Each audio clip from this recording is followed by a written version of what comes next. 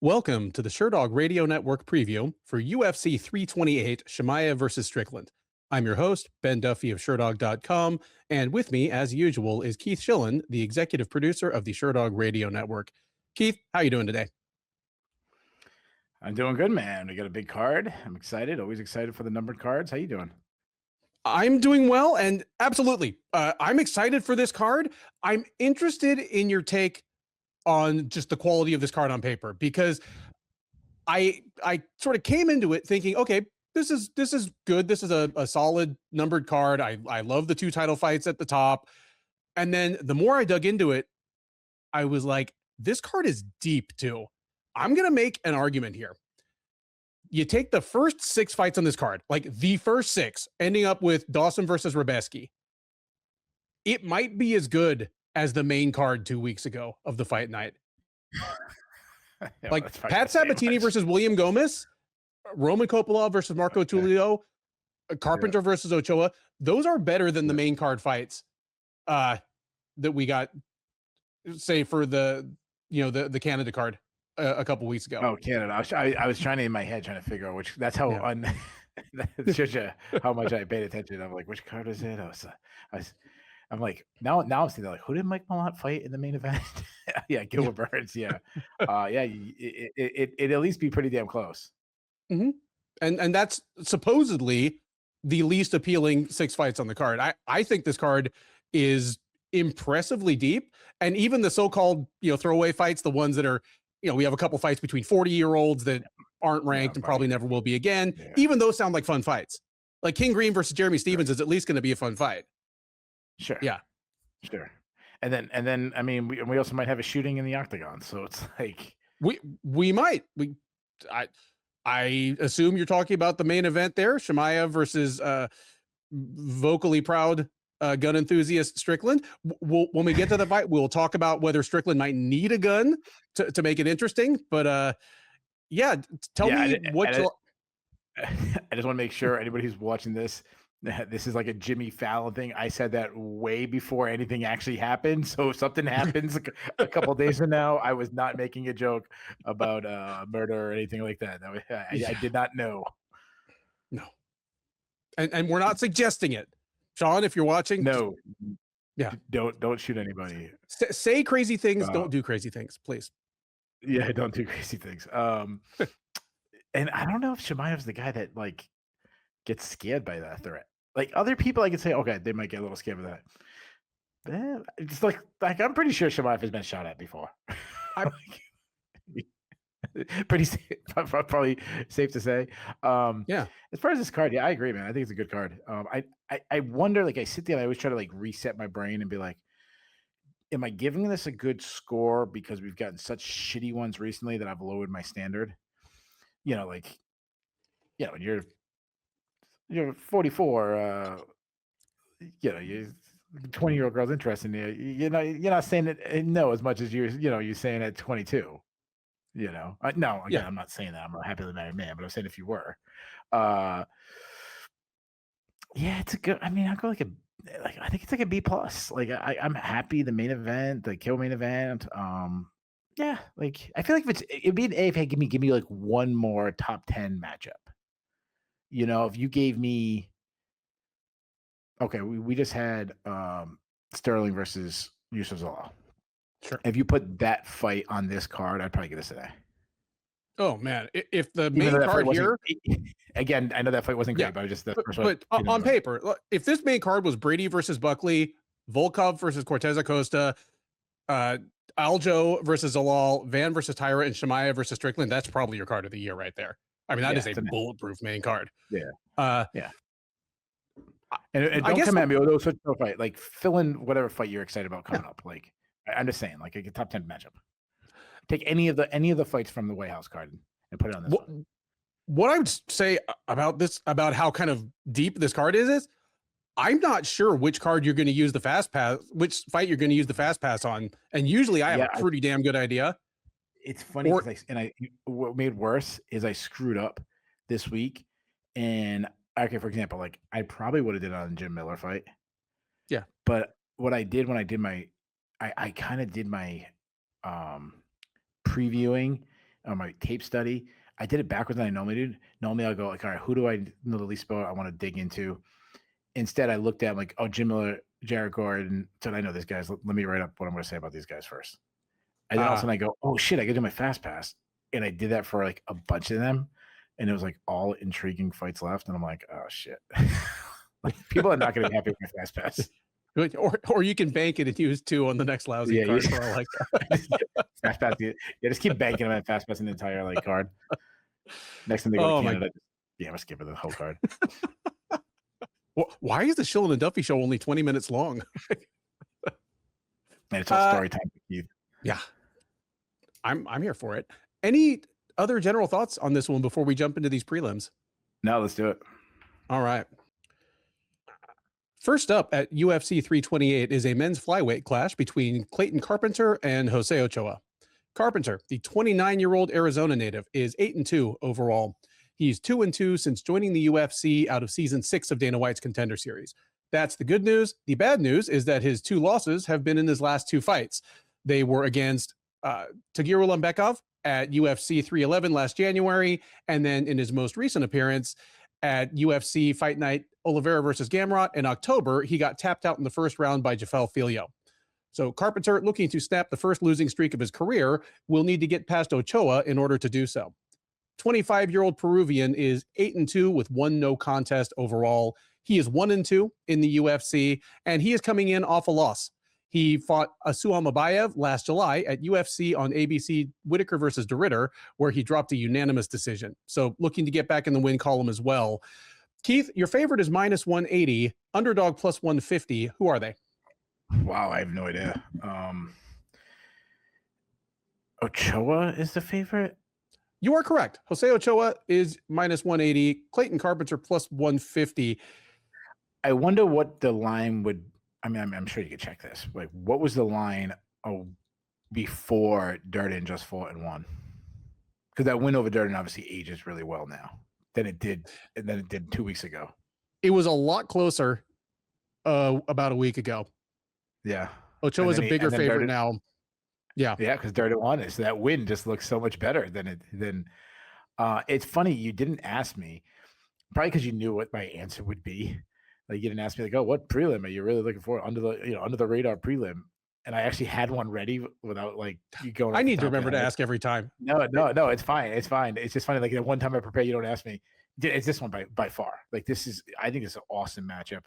I think both guys are underrated. Like, I think they're way better than their record look. And you look at their losses, they don't have bad losses, like name wise. Like Carpenter lost to Ulanbekov in Filho, who he lost to Djorden. And I know we got a little bit of MMA math going on right now, so that might be why but like Filho has a lot of hype heading into that fight. And then they're both at least borderline top 15 guys. Yeah, Ochoa lost to who was it?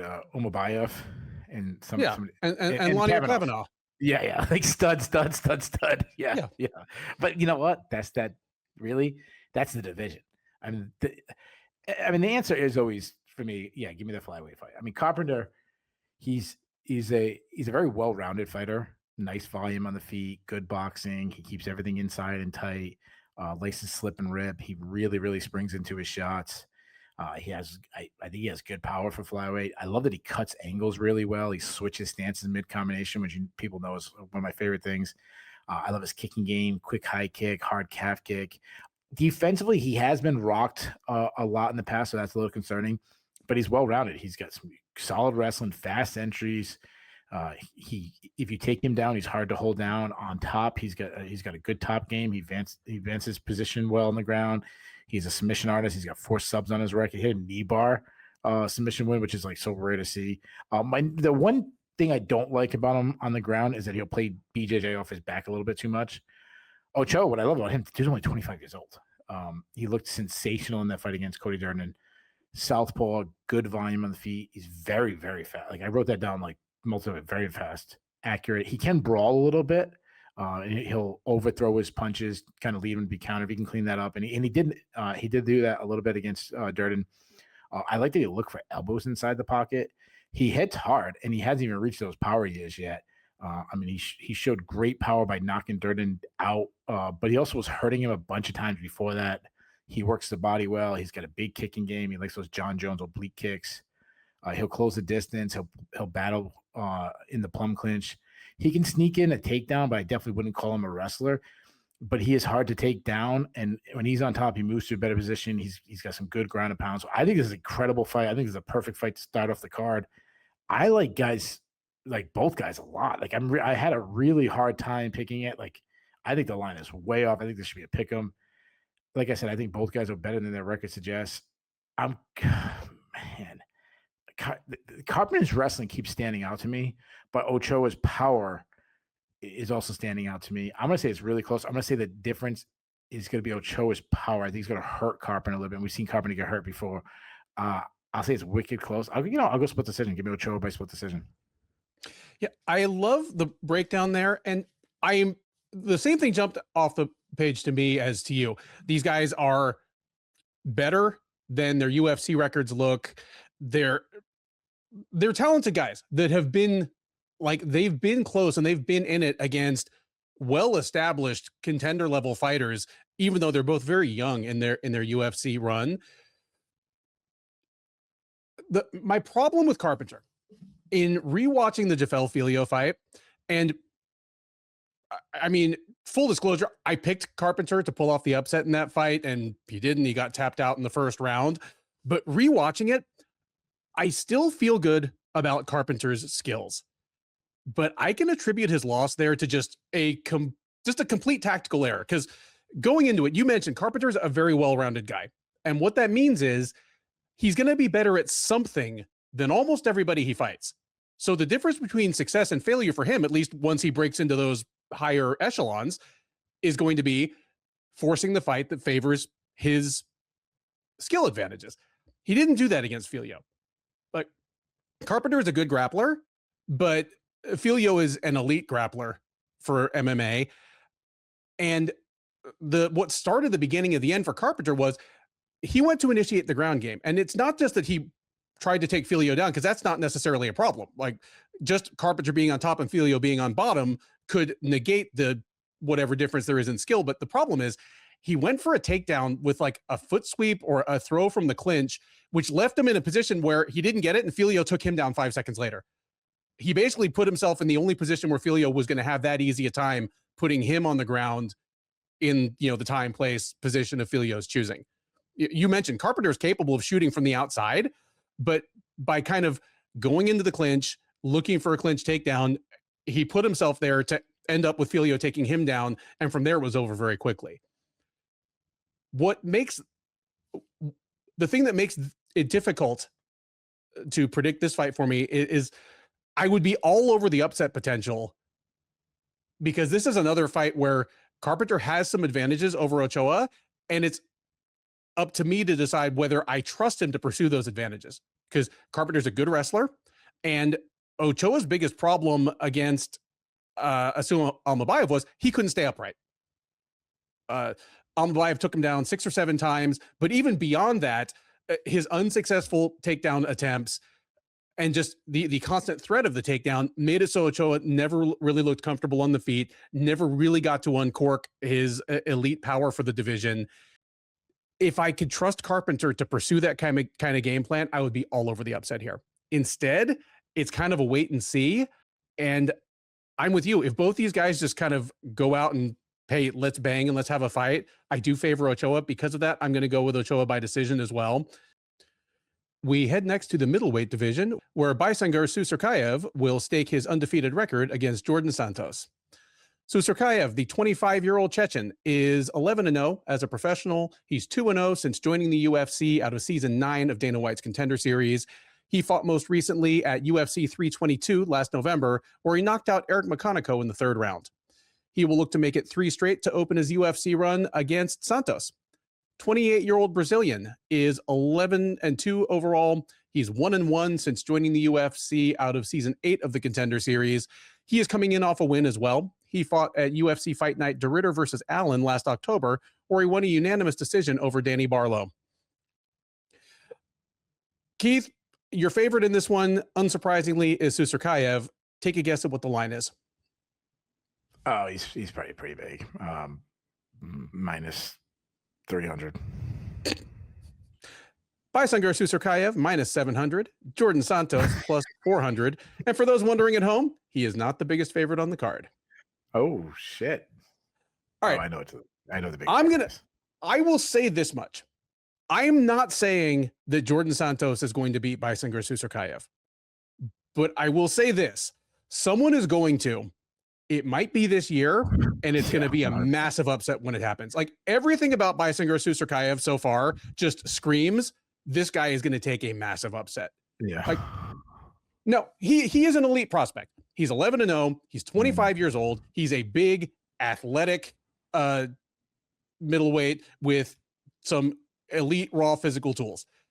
If he was not from Chechnya and could not sort of try and package himself as the next Khamzat Chimaev, he would not have remotely this level of hype. Like even if he was from Dagestan, 2 countries down, and had the classic Dagestani four-guard all around, he would not be minus 700 in this fight.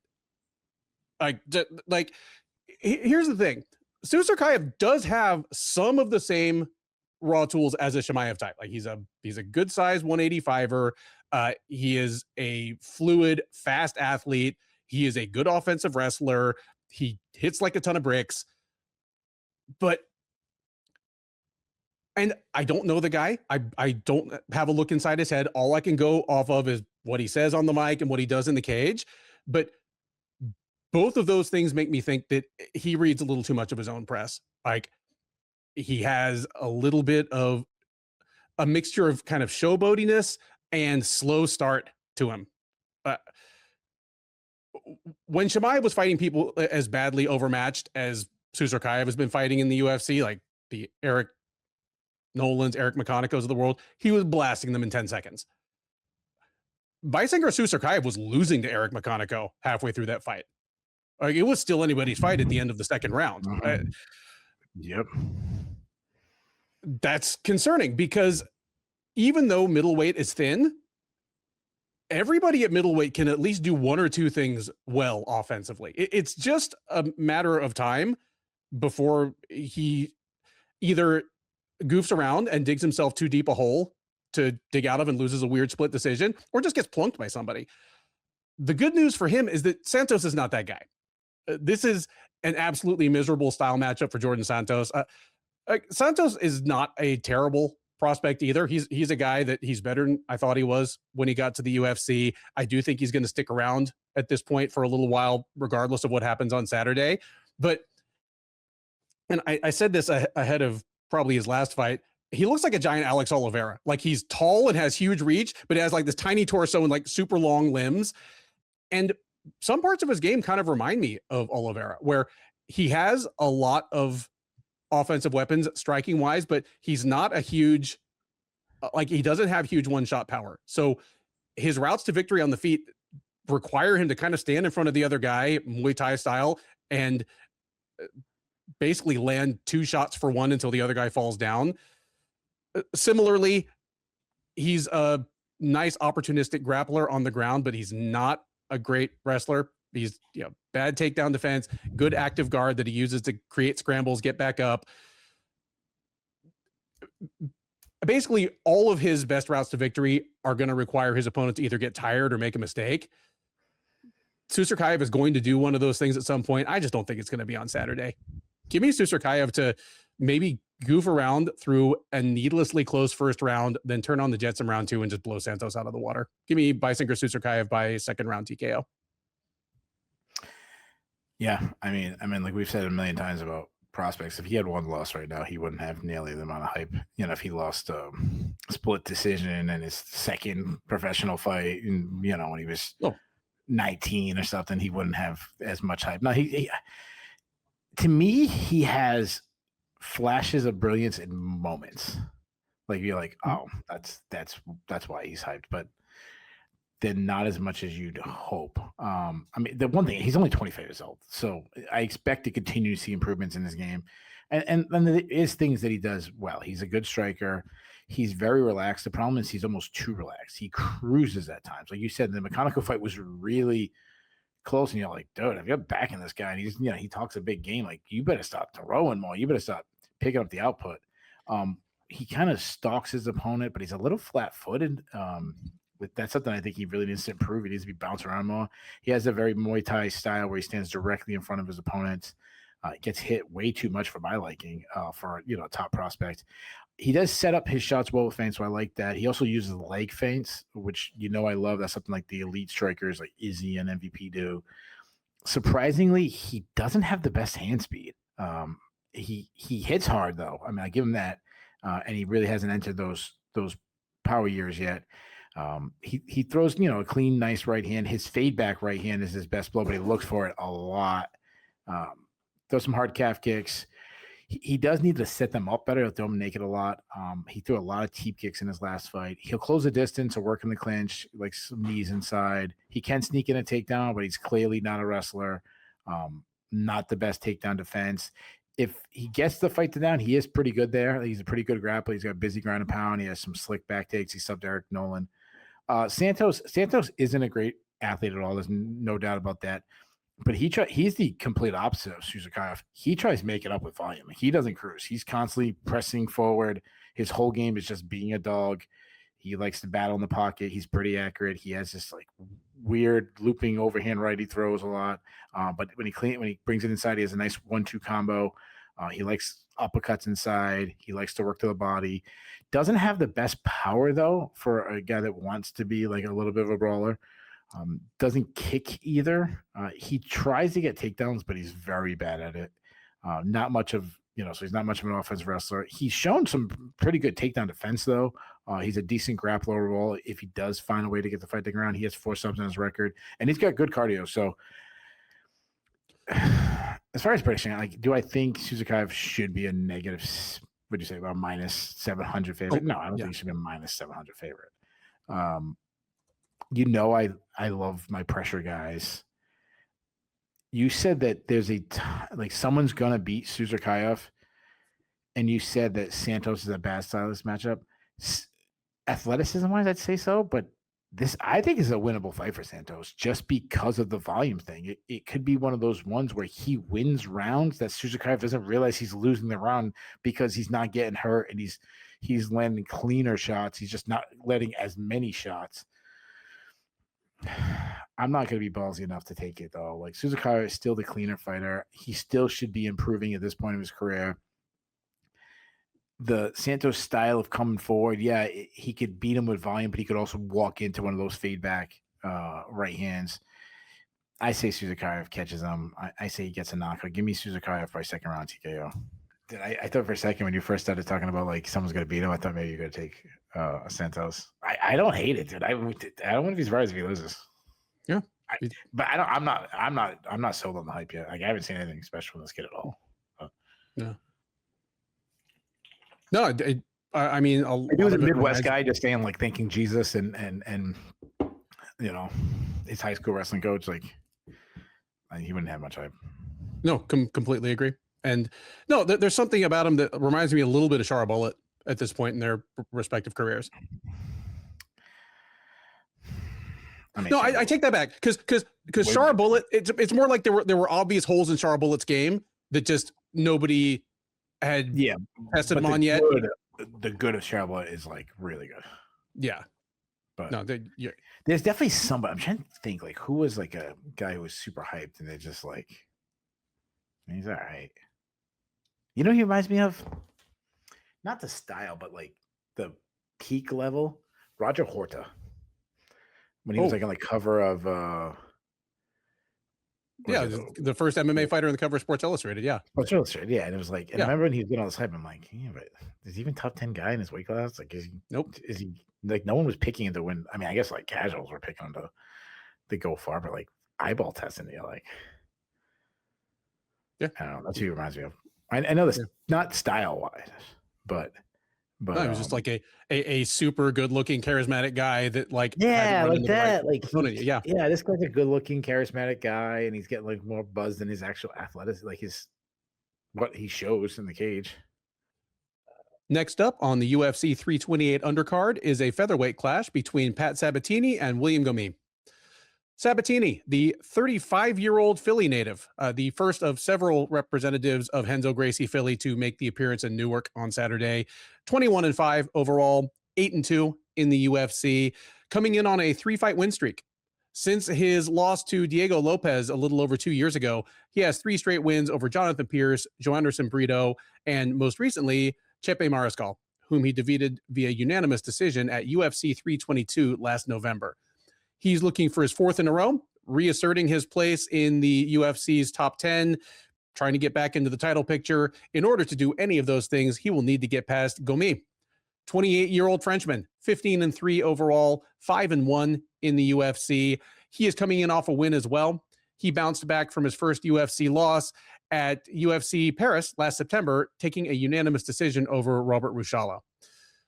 Odds on this one, moderately close. Your favorite is -190, underdog +160. Who are they, Keith? Sabatini is the favorite. You are correct. Pat Sabatini, -190. William Gomis, +160. Tell me what's good about this fight, who you think gets it done, and what it looks like. Dude, poor Pat Sabatini. This guy just wins, and he's constantly getting buried on prelims. Like, I get he has that like New York connection, so he always gets on like the New York, New Jersey type cards, and there always seem to be like big cards. You know, like if he wasn't on this card, he'd be on that Philly card coming up, or if he does like really show at work, he'll be on that Philly card, but he'll still be on the prelims. But like, you look at his record and everything, like this guy should be like at least like fight night co-main event or something. Yeah, Sabatini on the feet, he's a karate stylist. He has a like kind of wide base. His boxing is okay. Dude, if Pat Sabatini was from like Wyoming or Idaho or something, he'd be like the king of the Apex. He would have had like 5 Apex co-main events by now. But because he's from like Philly / tri-state area adjacent, you're and totally then you right. see him. Sorry, go ahead. When you see him fight, he fights like he's from the Idaho area, that Nebraska. Like he fights like he's. I'm pretty sure Pat Sabatini's from Nebraska. Yeah, He and what's his name? Drew Dober were switched at birth. Drew Dober's actually from Philly. That's right. He's got and then you like interview Pat Sabatini, like he's from Philly, but he's like the most respectful guy. Like, dude, you're from Philly. Like, you're supposed to be an asshole. Like, he's like super. Say something terrible about the Flyers. Come on, man. What are you even for? Question, he says like, "Thank you, sir," and all this, and it's like, dude, you're from Philly, dude. You're supposed to be like rough and tough on the edges, but he's got decent pop in his hands because of his karate style. He'll throw out some spinning attacks, but we all know what his game is. All his striking is a set up his entries. He's an incredible wrestler. Great timing on his entries. His entries are really fast too. Gets the fight to the ground. He's not the most exciting guy. He just smothers and he's the best at like pinning guys. Just keep you down. He'll stall on top. But he's smart enough to do just enough to not get stood up. But he doesn't really take risk. He's all about position first, but he can get a submission. The only time he took a risk is we went for a heel hook against Jamal Emmers, but he's going to hold you down. He's eventually going to backpack you. I am a little worried about his durability as he has been knocked down in the past, but that's really it. Gomi southpaw. He's a decent striker. He does need to improve his volume. He keeps his hands low. He likes to counter strike. He has fast hands and he throws straight shots on the pike. He's got plus power, nice kicking game, a lot of teep kicks, like some spinning attacks. He looks for takedowns, but he's not a wrestler. But he likes like reactionary doubles when he's pressured. If he gets the fight to the ground, he's got good top control. He showed good takedown defense against Francis Marshall, who's a very underrated wrestler himself. He does. If you get him down, though, he struggles to get off the bottom. But he showed good submission defense against Joanderson Brito, who's a good grappler. So a big thing about Gomi's game is his teep kicks. And I'm assuming one of two things got to happen. Either he's not going to throw him, which will limit his striking ability, or he will throw him and it'll increase Sabatini's chances of catching one and take him down. So I like Sabatini here a lot. I don't think this line is big enough. I think he takes Gomi down. I think he does his thing. I mean, he's not going to be exciting. There'll be moments he's getting booed. No, he's from New Jersey. No, he's from Philly. He's not. This is New Jersey. Yeah, he'll get booed. I just expect him to be on top for the majority of the fight. Give me Sabatini by decision. You said it was -1. What was he? -190. 190. I think you should be close to minus 300. I'll put this as my lock of the night. Yeah, that's unanimous. This was one fight on the card that I immediately went, this could look a lot more lopsided than minus 190. And here's the thing. William Gomis is not a dummy as a wrestler. He's been fairly sturdy in takedown defense for a tall, lanky, long-legged kickboxer who, at his best, likes to kick a lot. He's actually been pretty sturdy. And against Robert Rushala, he even flashed, a few surprising takedowns of his own. Having said that, like, when you're taking on Pat Sabatini, the difference between being a poor defensive wrestler and an average defensive wrestler isn't a big difference. He's going to take you down either way. And yeah, his chin is cause for concern at this point. Both of his losses in the UFC were just guys jumping right on him and rocking him early and not letting him recover. And one of those, the Damon Jackson loss, we can kind of chalk up to intangibles. I mean, that was Damon Jackson's Buster Douglas, Mike Tyson, Ian Freeman, Frank Mir fight, where he had like personal tragedy literally during fight week. I'm not going to call it a fluke. It was an amazing win for Damon Jackson, but it doesn't sit prominently in Pat Sabatini's file. The Diego Lopez loss is more what I think it's probably going to look like most often when Sabatini runs into an elite featherweights with huge power. Gomis does not have that kind of huge power. He has decent power, but he gets his best knockouts and his best results on the feet when he remembers to chain together strikes. He might not have the chance to do that against Sabatini, especially if he tries to incorporate kicks. So I'm with you. I think this is pretty straightforward. I think Sabatini takes Gomis down in all 3 rounds, spends a lot of time on top. If Gomis gets frustrated or reckless on the bottom, if he gets hurt, if he gets tired, Sabatini can absolutely rear naked choke this guy. I'm not picking that. I'm picking it to go to decision as well, but I don't always put down a lock of the night, but I was going to pick this one anyway. I feel as though this could have been a wider line.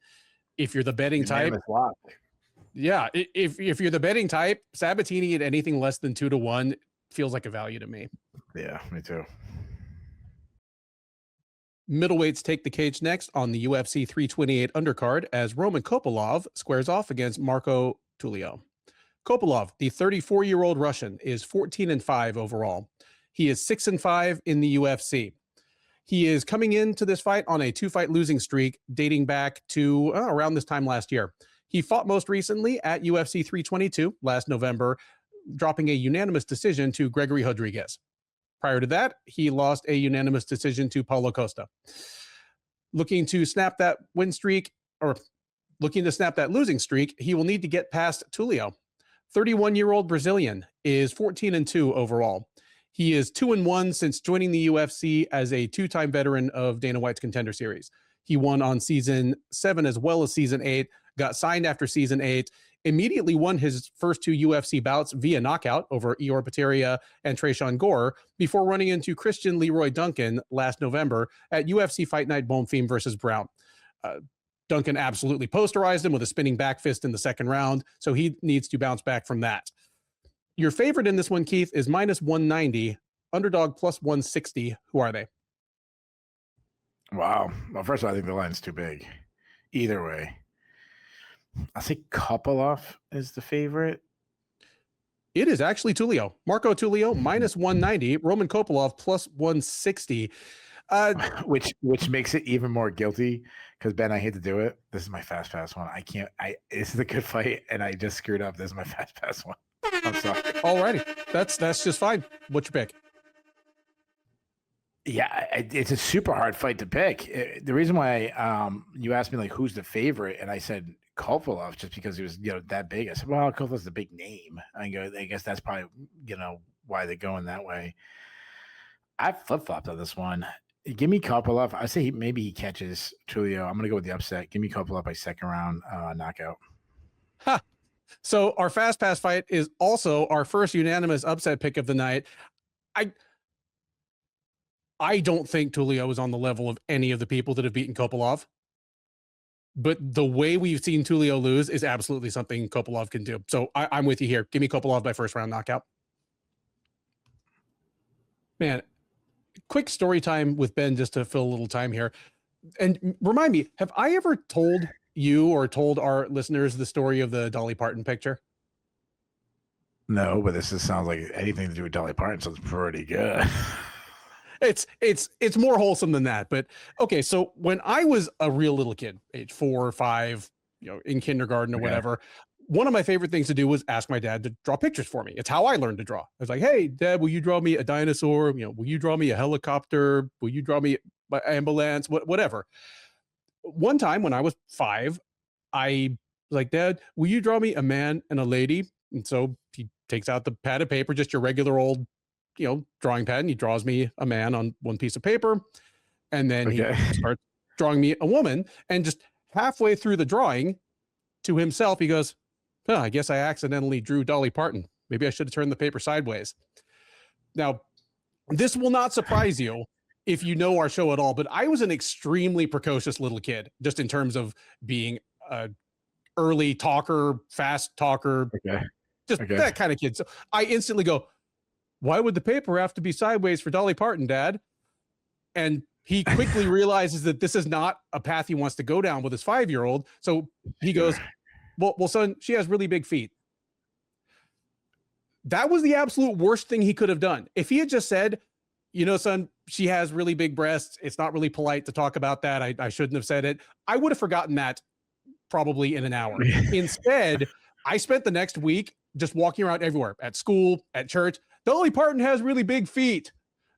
And, I couldn't understand why it was so funny to adults. Yeah. And I'm sure my dad the whole week was just like, how big is her feet? They're tiny. Her feet are tiny. The only thing. I say like people like, oh, yeah. Well, I'm sure my dad was. Yeah.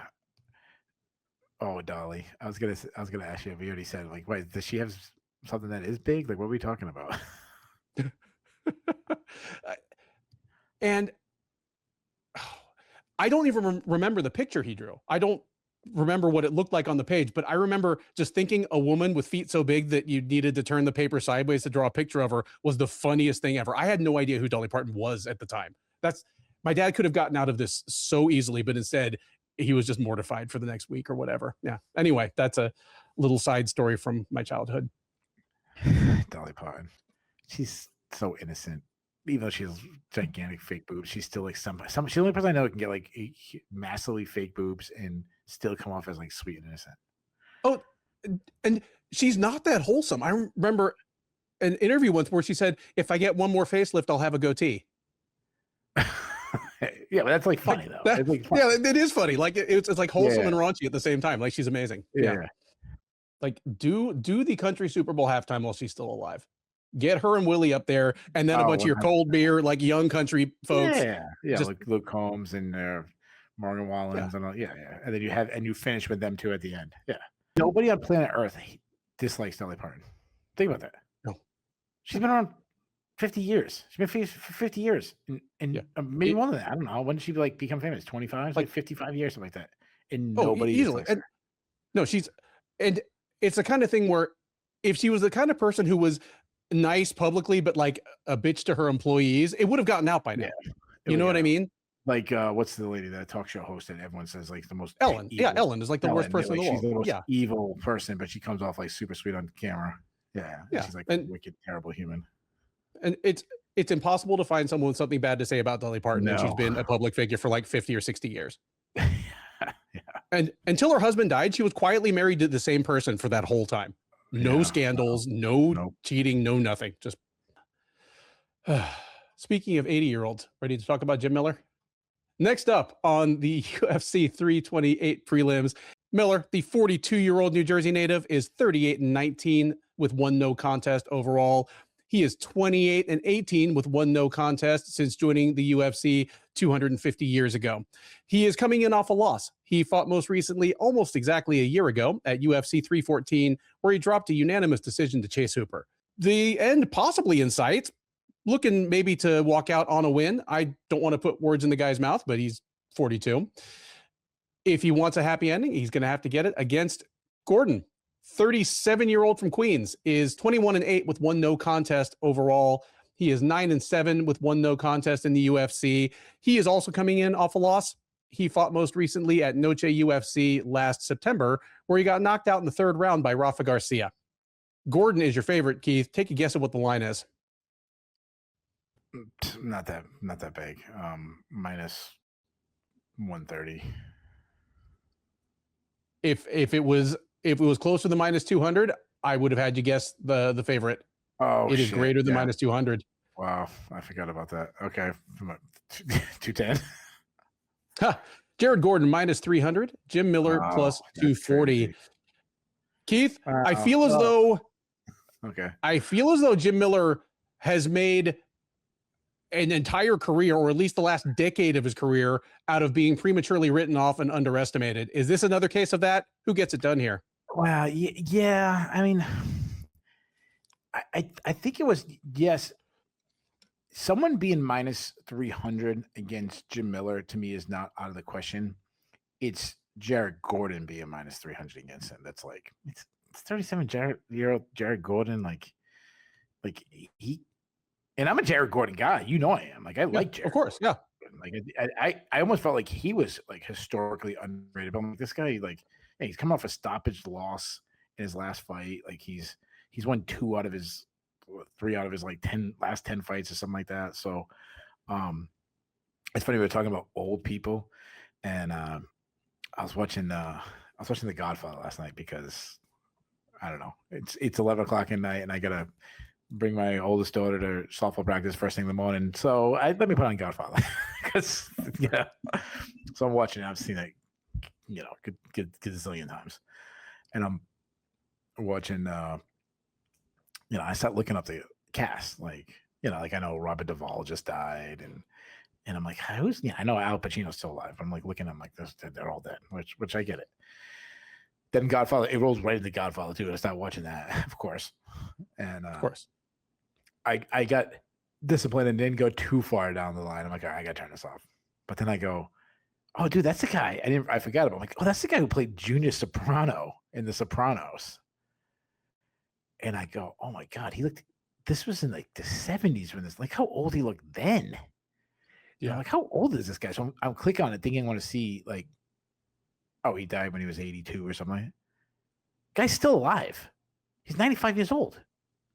Ooh. And I'm like, Junior Soprano is still alive?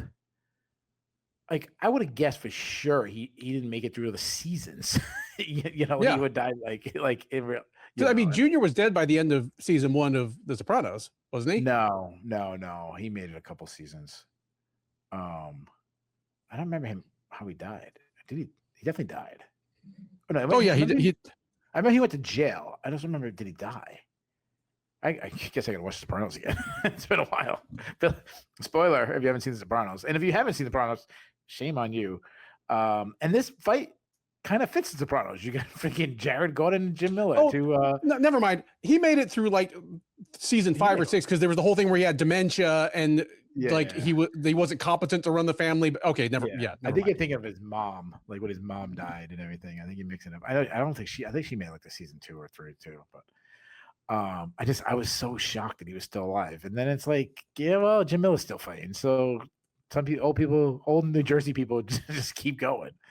I mean, we broke it down, Jim Miller. I mean, he's a bad athlete at this point of his career. His hand speed has greatly dipped. He does have some power left. It's funny. His power has actually been better at the end of his UFC run than it was in the beginning. Oh, yeah. He doesn't avoid shots much, doesn't move his head. I go back like the Bobby Green fight that was, thought he expected to be a little bit more competitive on paper, and he just got massacred by not moving his head. He was rocked a bunch by Alex Hernandez. He's taken ungodly amount of damage. I mean, Sonny and Godfather 1 took less damage than Jim Miller has over the years.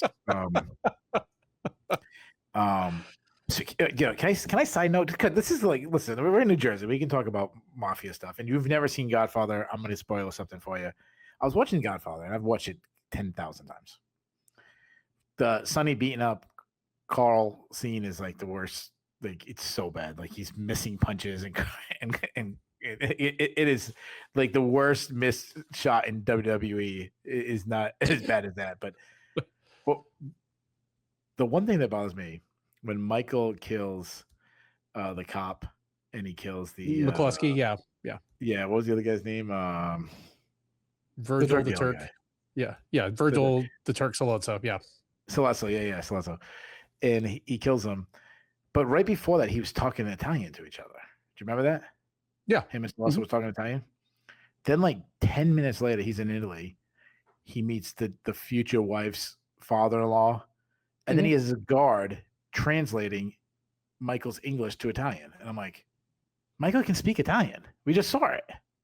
Yeah. Like, and it just like that, ruined the whole movie for me. Can I watch it again?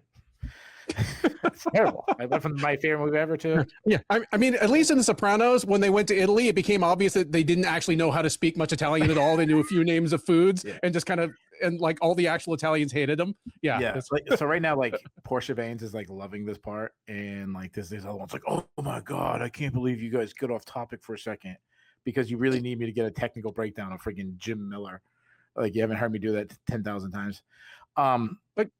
Like Jim Miller's been fighting since The Godfather was in theaters. Come on, guys. Yeah.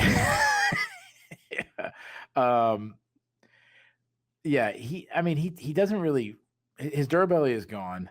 He didn't try to wrestle Bobby Green at all. He's not really known. Like he's not, it's like, I always thought Jim Miller's wrestling was overrated. He's a good grappler though. If he gets to fight the ground, he's got good top control. He's got good ground and pound. Obviously he's a submission artist. He's got like 21 subs on his record. One of the greatest guillotines of all time. That's a position you can probably catch Gordon in. His cardio has been inconsistent, but I'm leaning toward it's fading quickly. He gassed a little bit against Chase Hooper. Gordon is a minus athlete, but he's super tough. He's high volume. He's actually pretty technically sound. He likes to switch stances. Good boxing, keeps everything tight. He likes to go to the southpaw where he pops a jab from the southpaw stance. He isn't the most tremendous athlete to kind of make it dangerous. Like, he's not very explosive. He's not a power puncher. I mean, he knocked out Thiago Moises on the feet, but that's more of an outlier. He does get hit a lot, and that's because he pillars to avoid strikes. He will close the distance where he's a very strong guy. He'll battle in the clinch. He'll tire his opponents in the clinch. He lands a lot of strikes in the clinch. He's beat up so many people in the clinch. He can wrestle. He looks for takedowns a lot. He has a good mindset to get the fight to the ground. He doesn't care if you stop 100 takedowns in a row. He'll keep looking for takedowns. He's a strong overall grappler, definitely a top side grappler. But he also has some good ground and pound. But ultimately his game plan is just outworking his opponent. He never stops working. He's got incredible cardio. So I think they're pretty even technically. I think they're kind of similar. Miller's the better submission artist, but I think Gordon's a better wrestler, and he has a much bigger gas tank. I just expect him to just volume Jim Miller. I expect him to be much closer than this betting line says, unless Miller's durability is just completely shot and he's getting hurt by Gordon. I don't think so, but I'm Gordon's bigger and stronger. Give me Gordon to win by decision. Yeah. Not too much to add to that. I agree with the entire breakdown there. But yeah, for me, it really comes down to two things. One, Miller's gas tank has been written off numerous times, including by me. It's at this point 5 years ago that I said that all he has left is a fast guillotine and 5 or 6 minutes of cardio. Again, he has like 10 fights since then. But it's come and gone. But I am of the mind that it's probably gone or on its way out at this point. And then on the other thing is, you mentioned how dangerous and just comfortable Gordon is in the clinch. The clinch not being a safe place for Miller is going to be a problem because at this point in his career, that's where most of Miller's takedowns are going to come from. And it's where he can apply his guillotine. That's probably his best remaining weapon. Taking that away takes a lot of the teeth out of Jim Miller. So I'm with you. Give me Gordon in a decision that probably starts close, but I could see Gordon kind of winning going away as Miller fades. But I feel comfortable with Gordon as the winner here as well. We stay in the lightweight division on the UFC 328 undercard as Grant Dawson faces off against Mateusz Rebecki. Dawson, the 32-year-old Nebraska native, training out of South Florida, 23-3-1 overall. 11-2-1 since joining the UFC out of season 1 of Dana White's Contender Series. He is coming in off a loss. He fought most recently in December at UFC 323, where he got knocked out by Manuel Torres in the first round. That snapped a 3-fight win streak for him. He will look to start up a new one against his sometime teammate, Rebecki. 33-year-old Pole, also an American top team product. 20-4 overall, 4-3 since joining the UFC out of season 6 of Dana White's Contender Series. He is on a 2-fight losing streak, the first losing streak of any kind of his career. Fought most recently in October at UFC 321, where he dropped a majority decision to Ludovic Klein. So he's looking to snap a losing streak. Dawson looking to get back in the win column. Keith, your favorite is -160, underdog +135. Who are they? Dawson's favorite. You're correct. Grant Dawson -160, Mateusz Rebecki +135. This is one where, by all rights, the line could be wider than it is, except, and here's the thing. Okay. If you pick this fight wrong, whether you're betting on it or you're just picking for your own edification and watching on your couch at home, this is one of the ones where if you're wrong, you're going to be real wrong. Because on the one hand, it's tempting to say, Dawson's going to steamroll him. He's a fantastic wrestler. He is and just airtight, suffocating top position grappler. He's going to take Rebecki down. He's going to pelt him with ground and pound. He's going to advance position. The only question is whether he taps him out early, taps him out late, or just wins a very lopsided decision. If you say that and Rebecki chin checks him in 45 seconds, you're going to look real stupid. If you take the upset and say, well, we've seen what it looks like when Dawson loses, somebody jumps right on him, takes advantage of his kind of poor defense on the feet, poor head movement, checks his chin, and then Rebecki ends up landing 0 significant strikes in an 11-minute fight, you're going to look stupid.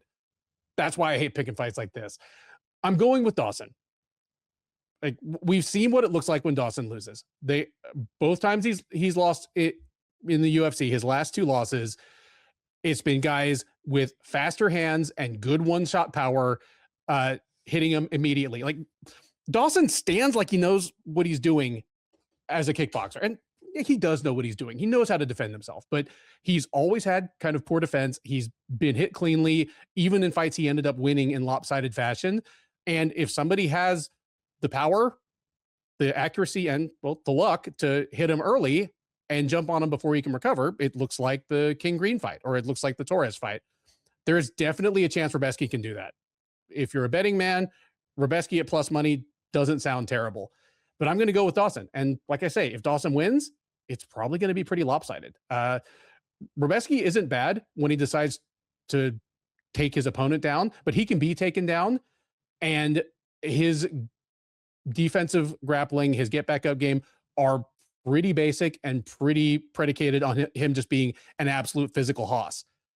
Like, he looks like an ox of a human, but Dawson is incredibly strong, especially on the ground. So yeah, give me Dawson. I think he's going to make this one look pretty lopsided. I'm going to take Dawson by decision, but it's going to be one of the ones where, again, Rebecki lands like single digit strikes. I think it's going to be a washing. Yeah, this fight, it's I'm trying to think what I want to say without giving away my pick already. I just get into the breakdown of the guys. It's an intriguing fight. Like, I mean, Dawson, you said it. He's a huge guy for the weight class. His boxing is still his weakness, though. I think he's slightly a better striker than he gets credit for, but it's not good. Like, he's still pretty stiff on the feet. Throws a lot of arm punches. But he does go to the body well. I like his stepping knees. I like his kicks. He doesn't mind you grabbing his legs because he wants to grapple anyways. He's got some good calf kicks. He beats up a lot of fighters' legs because of it. His striking defense is probably the thing that is worse than his offense. I mean, he doesn't need to tuck his chin. I've said it before about him. He doesn't react to strikes well. Like, I've seen like spin when he gets punched and stuff. And you have to worry about his chin. I mean, go back to the Bobby Green fight. Like you mentioned, he got knocked out bad. Like, when he loses bad. Manuel Torres just blasted him bad. He uses his striking to set up his entries. I mean, he's a good wrestler. He's got nice timing on his entries. He's relentless to get to the fight at the ground. He's got good hip control. His overall grappling is very good. Nice top control. He thinks about control before looking for submission or doing damage.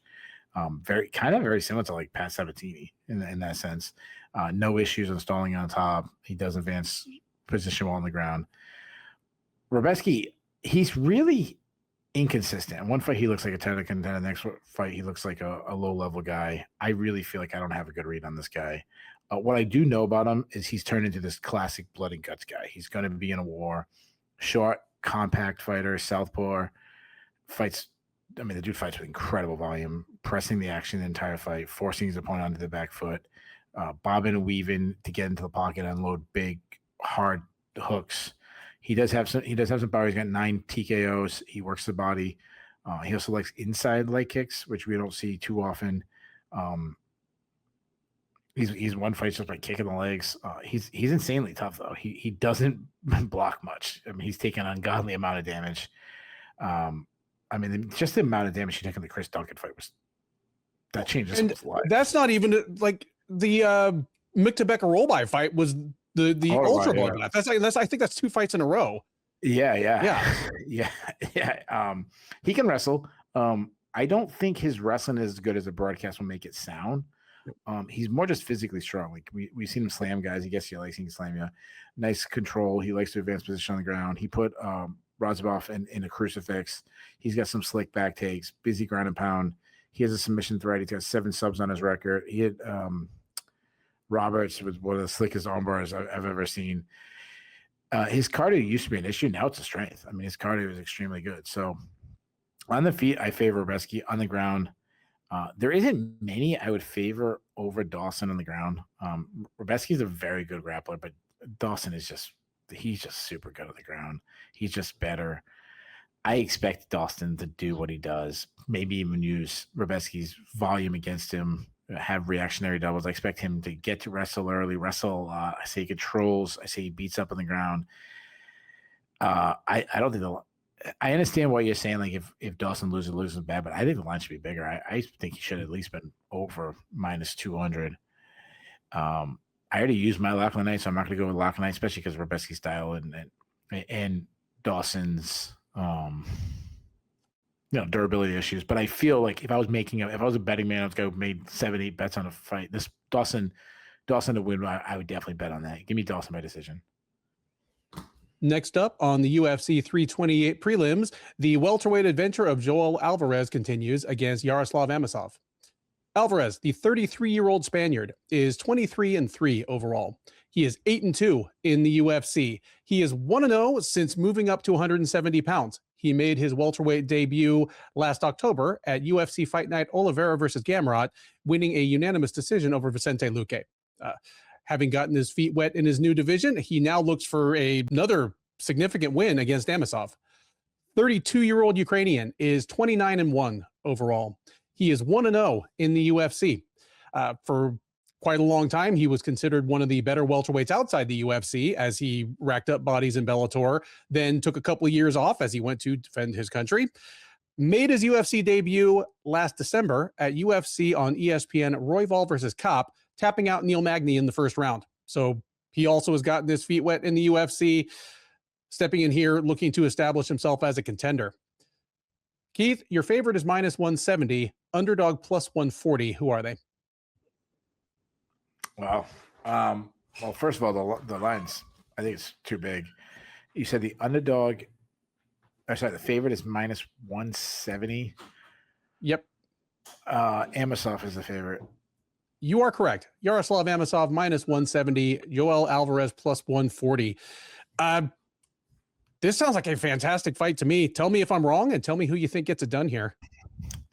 Yeah, this should be the fight that should be on the main card. Like this fight should be over Bobby Green and Jeremy Steven. I mean, this definitely has, these guys aren't like instant title challengers, but if you told me because the welterweight's insanely deep with the amount of people, like lining themselves for a title shot. So the winner's not going to get a title shot. But if you told me like in the next 18 months, one of these guys is fighting for the title, like that would shock me. It wouldn't shock me if one of these guys was the champion, Sure.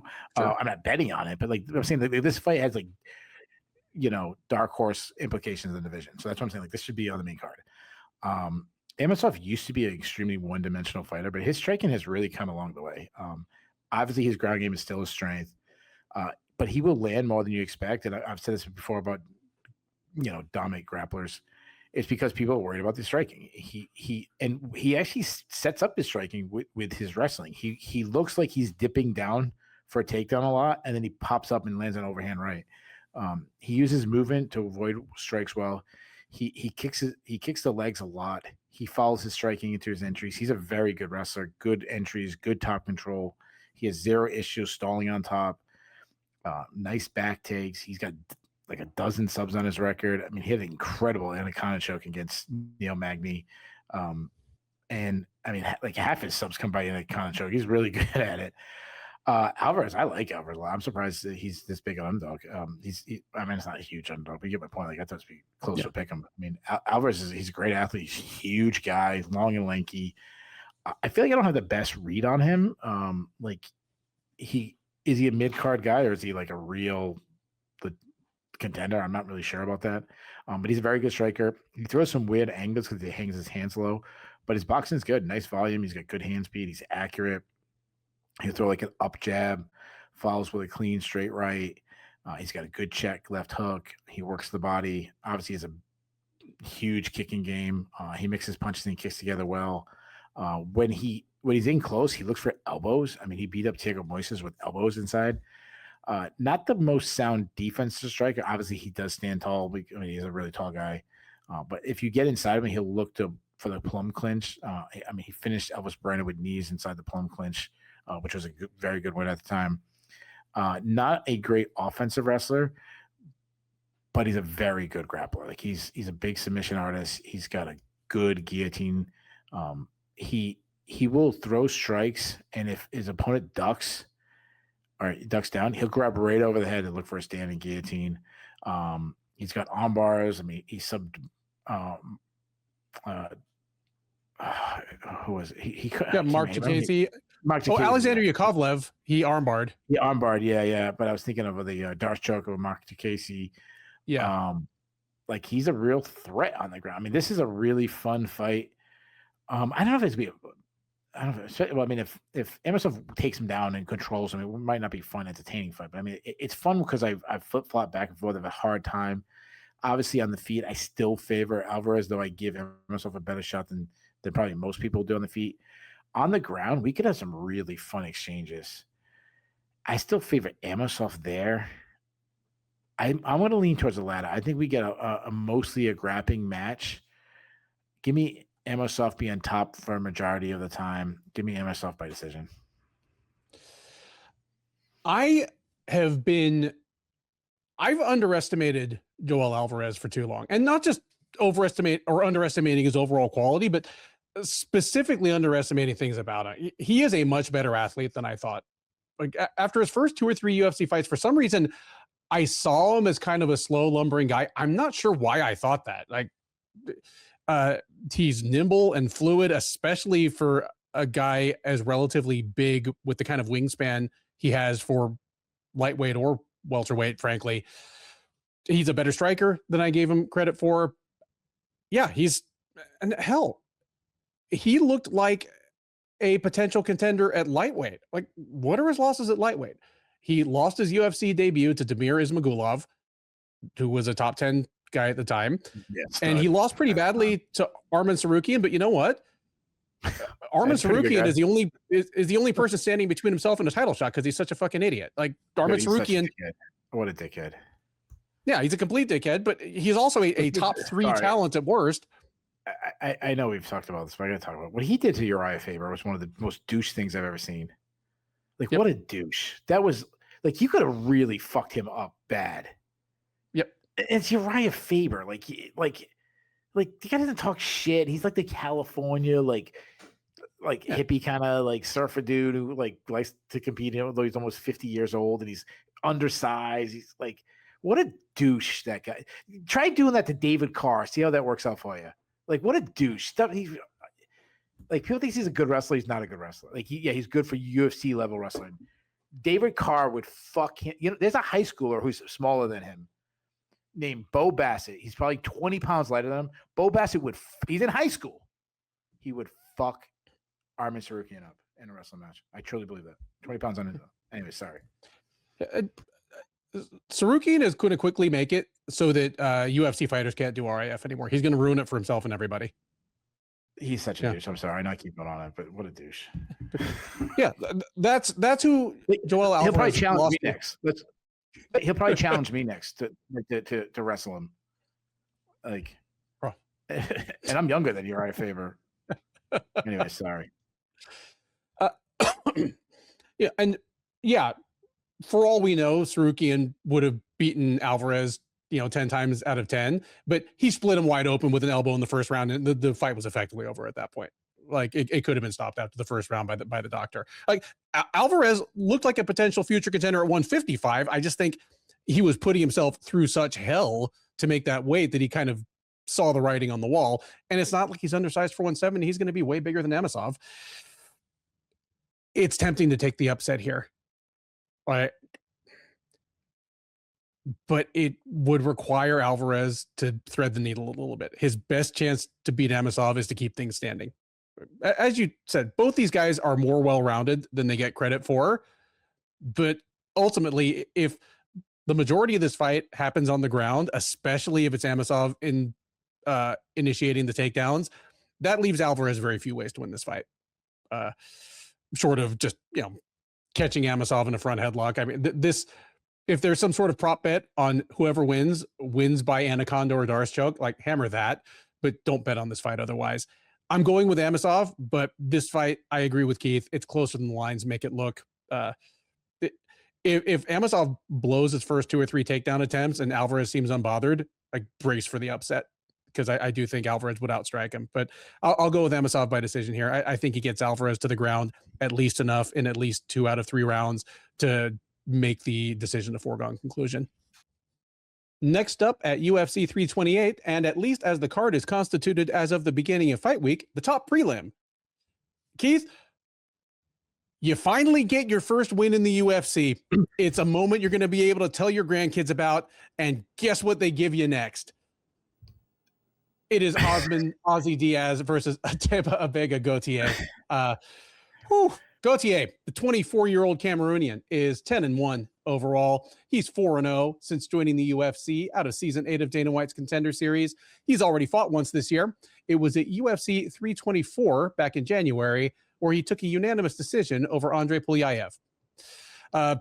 Pulyaev was the first of Gautier's UFC opponents to make it to the final horn, or even to the horn at the end of the first round against him. He will look to correct that against Diaz.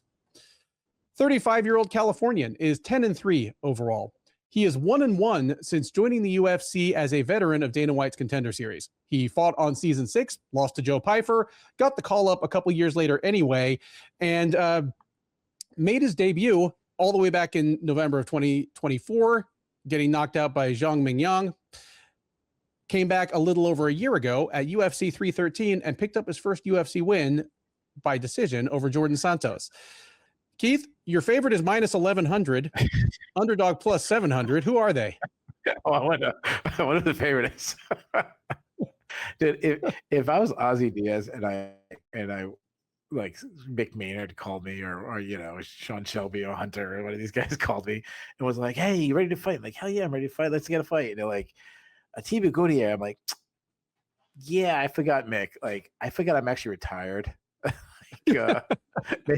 Call me 6 months from now to maybe I won't be retired, or call me next month and I might change my mind about retirement. But yeah, what the hell?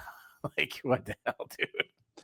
And there's nobody fell off this card. This wasn't a late notice replacement opponent for Gautier. They booked Gautier against Diaz, knowing that Gautier was going to probably be at least a 10-1 favorite a couple months ago. Like, this is the fight the UFC matchmakers wanted for this one, and looks like they're going to get what they wanted. Looking back, they were booked against each other. They were supposed to fight at UFC 320. That's right. And Osman fell off, and Gautier fought Tristan Vines instead. and Vines got the call up to the UFC for that fight. Seeing Gautier against Polyaev in January, where he actually had to go the distance with a resisting opponent, but it was almost reassuring because when you see somebody that's knocking everybody's block off in the first round, you naturally want to know what are they going to do against an opponent that's not gone away after 7 minutes and might even still be trying to win the fight. We've seen it. We've seen him now fight a guy that's at least as big as he is, if not as physically talented or skilled. So yeah, the decision win over Andrei Polyaev answered some questions about Gautier. There are some people in the UFC that Ozzy Diaz can beat. He's a big guy. He's not much of an athlete, but he's big. He has good reach. At his best, he throws good volume. He can be drawn into brawls that kind of negate his advantages in height and reach. Just, it doesn't really matter here. Like, we have no reason to believe that there's even kind of more than a remote puncher's chance against Gautier. We haven't seen that he's chinny or he's been rocked by glancing blows. If anything, Gautier already looks kind of patient and composed for a guy with as many first round finishes as he has. Like, we just had this long talk about Baisangur Susurkaev. Like, if Susurkaev had one loss and Gautier was the undefeated one, the difference in height between these two would be, they wouldn't even be in the same universe. Ultimately, Gautier is younger than Diaz. He's far more athletic. He's more talented. He's more skilled. And on top of all that, this is a terrible style matchup because Diaz basically knows one type of fight, which is to come forward, swing, and try to make things messy. He's not going to get that against Gautier. He's going to get knocked out in the first round. Gautier is too smart, too composed, too well coached. Just floor Diaz with like something intercepting or like a step back hook or something, and it'll be lights out, smelling salts time.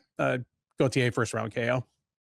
Yeah, I mean, this fight is, you said he's minus 1100. I mean, Gautier, he's only 24 years old. Man, this kid is and he's young and he looks really good. Now, I mean, he's obviously a tremendous athlete. I mean, you look at this dude. Like, I said this about him last time. He looked like he'd never ate a French fry in his life. I mean, he's absolutely shredded. He's a good striker.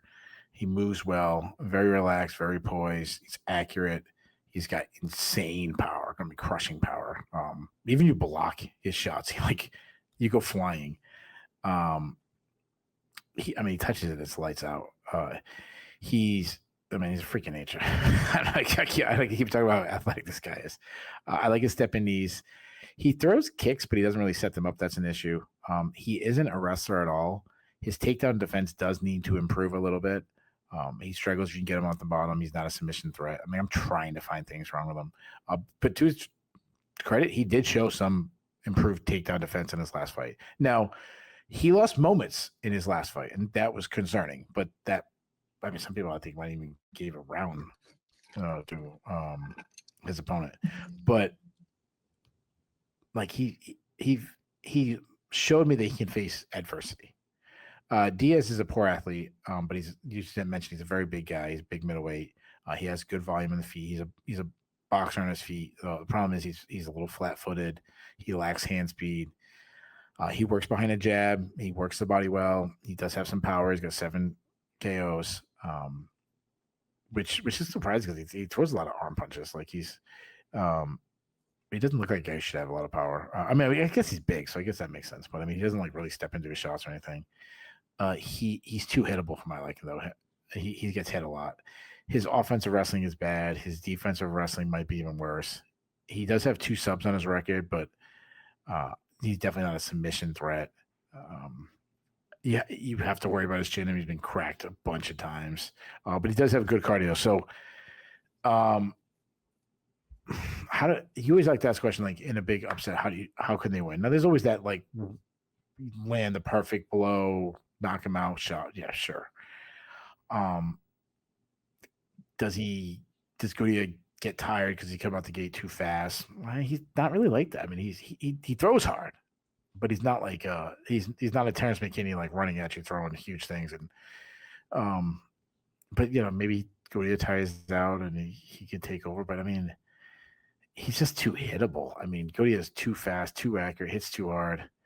I can see him like going to Diaz's body and then crushing him with a body shot, or just crushing him with a big, punch. I don't know if we've disagreed yet, but it's not even that we're picking the same fights. We're picking the same way it happens. I mean, Gautier's going to knock him out in the first round. The 5-fight main card of UFC 328 begins with a lightweight clash between King Green and Jeremy Stephens. Green, the 39-year-old Californian, is 34-17-1 with 1 no contest overall. He is 15-12-1 with 1 no contest since joining the UFC out of the acquisition of Strikeforce. Yes, Strikeforce. There are probably a number of people watching this show that were not even fans when the UFC acquired Strikeforce, but it was once upon a time. It was never the best promotion in the sport, probably never even the second biggest, but it was the coolest one for a long time. This card actually has the last Strikeforce and the last IFL veterans on roster, because Jim Miller fought an IFL once. Unbelievable. Anyway. Wow, that's a good one. That's a good point. Seriously. Green, 15-12-1 with 1 no contest in the UFC. And despite being 39 years old, he's coming in on a 2-fight win streak, including a knockout of a man over a decade younger than him in his last outing. He fought back in February, knocking out Daniel Zellhuber in the final seconds of the second round. So he's looking for his 3rd straight win as he prepares to turn 40 this September. In order to get it, he will need to get past Stephens. Also 39 years old, Iowa native, 29-22 with 1 no contest overall.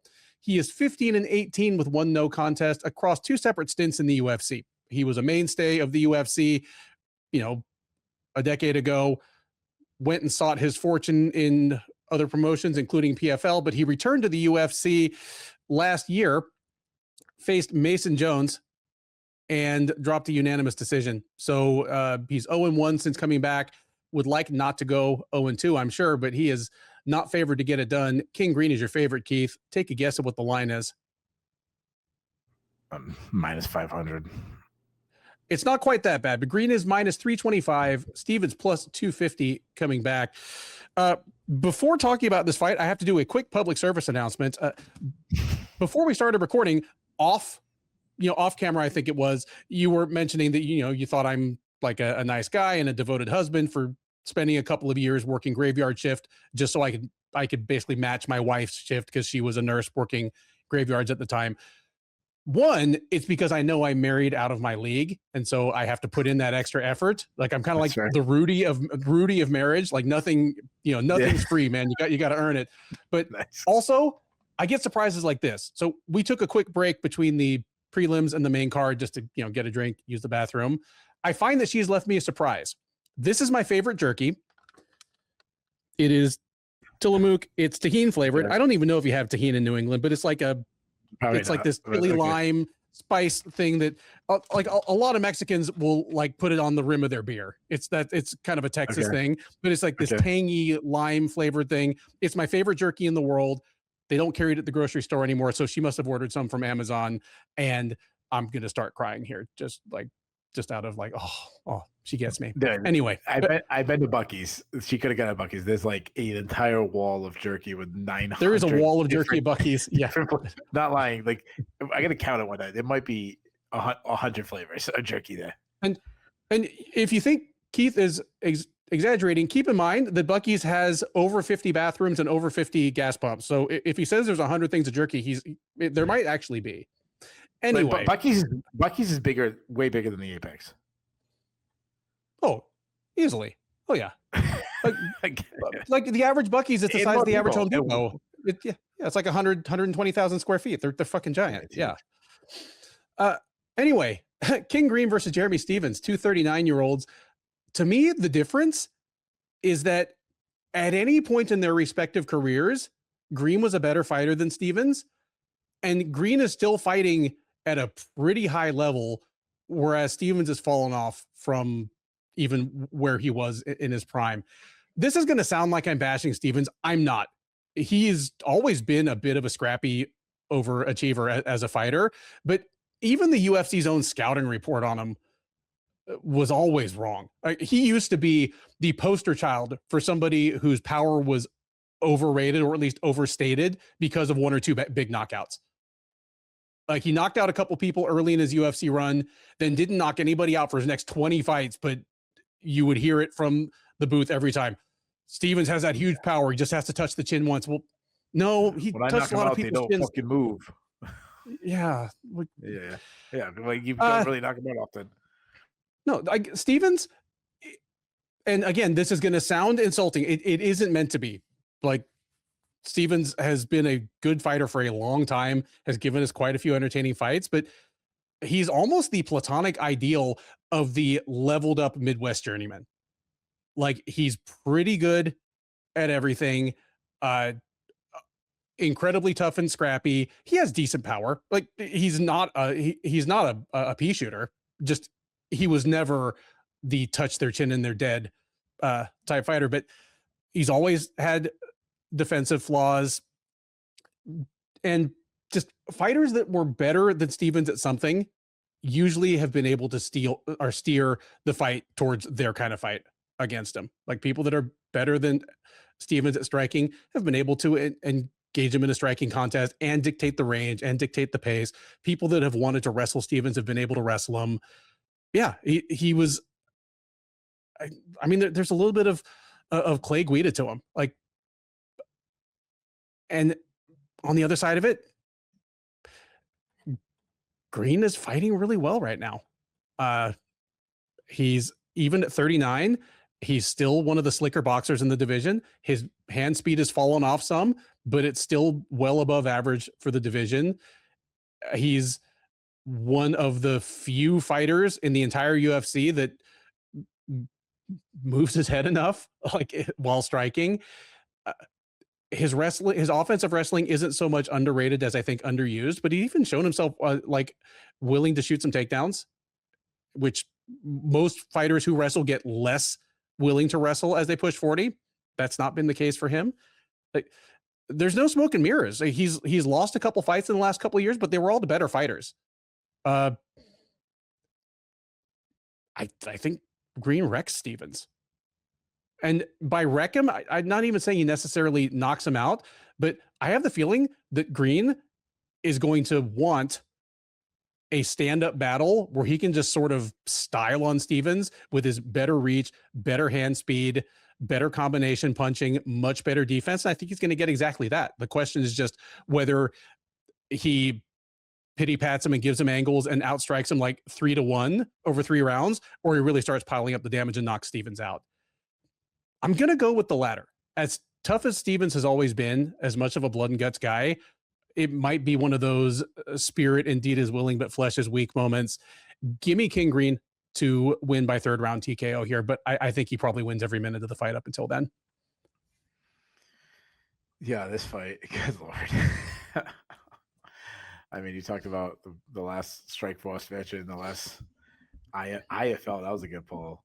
It's also the last veteran of the Spanish-American War, as Jim Miller fought in that too. So, this Jeremy Stevens, like, why is he in the UFC? I mean, he's a pressure counter striker. In his last fight, he used his feints well to try to draw out attacks, but he wants to brawl. The problem is he lacks power. I mean, the UFC's, I've said this before, man, they can pretend that he's Francis Ngannou, and that's just a joke. I mean, he hardly knocks anyone out. He's not even Francis Marshall. No. He still has hand speed. He'll throw, he'll throw a lot of overhand rights. He likes uppercuts inside. He does have thudding calf kicks. But defensively, he stands directly in front of his foe. He's flat-footed. He doesn't move his head enough. He is heavy on his lead leg, so he's open to have his legs kicked. His midsection has always been an Achilles heel for him. I mean, a lot of fighters have hurt him over the years to the body. He did take a beating in his last fight. I give him credit for that. He showed some more durability than I thought was left in him. He can close the distance and grind in the clinch. He's a very strong guy. I mean, there's no doubt about that. He's basically nothing in the offensive wrestling. He's a terrible defensive wrestler. He's always struggled to get off the bottom. He does have good submission defense, though. if he ends up on top, he's got mean ground and pound.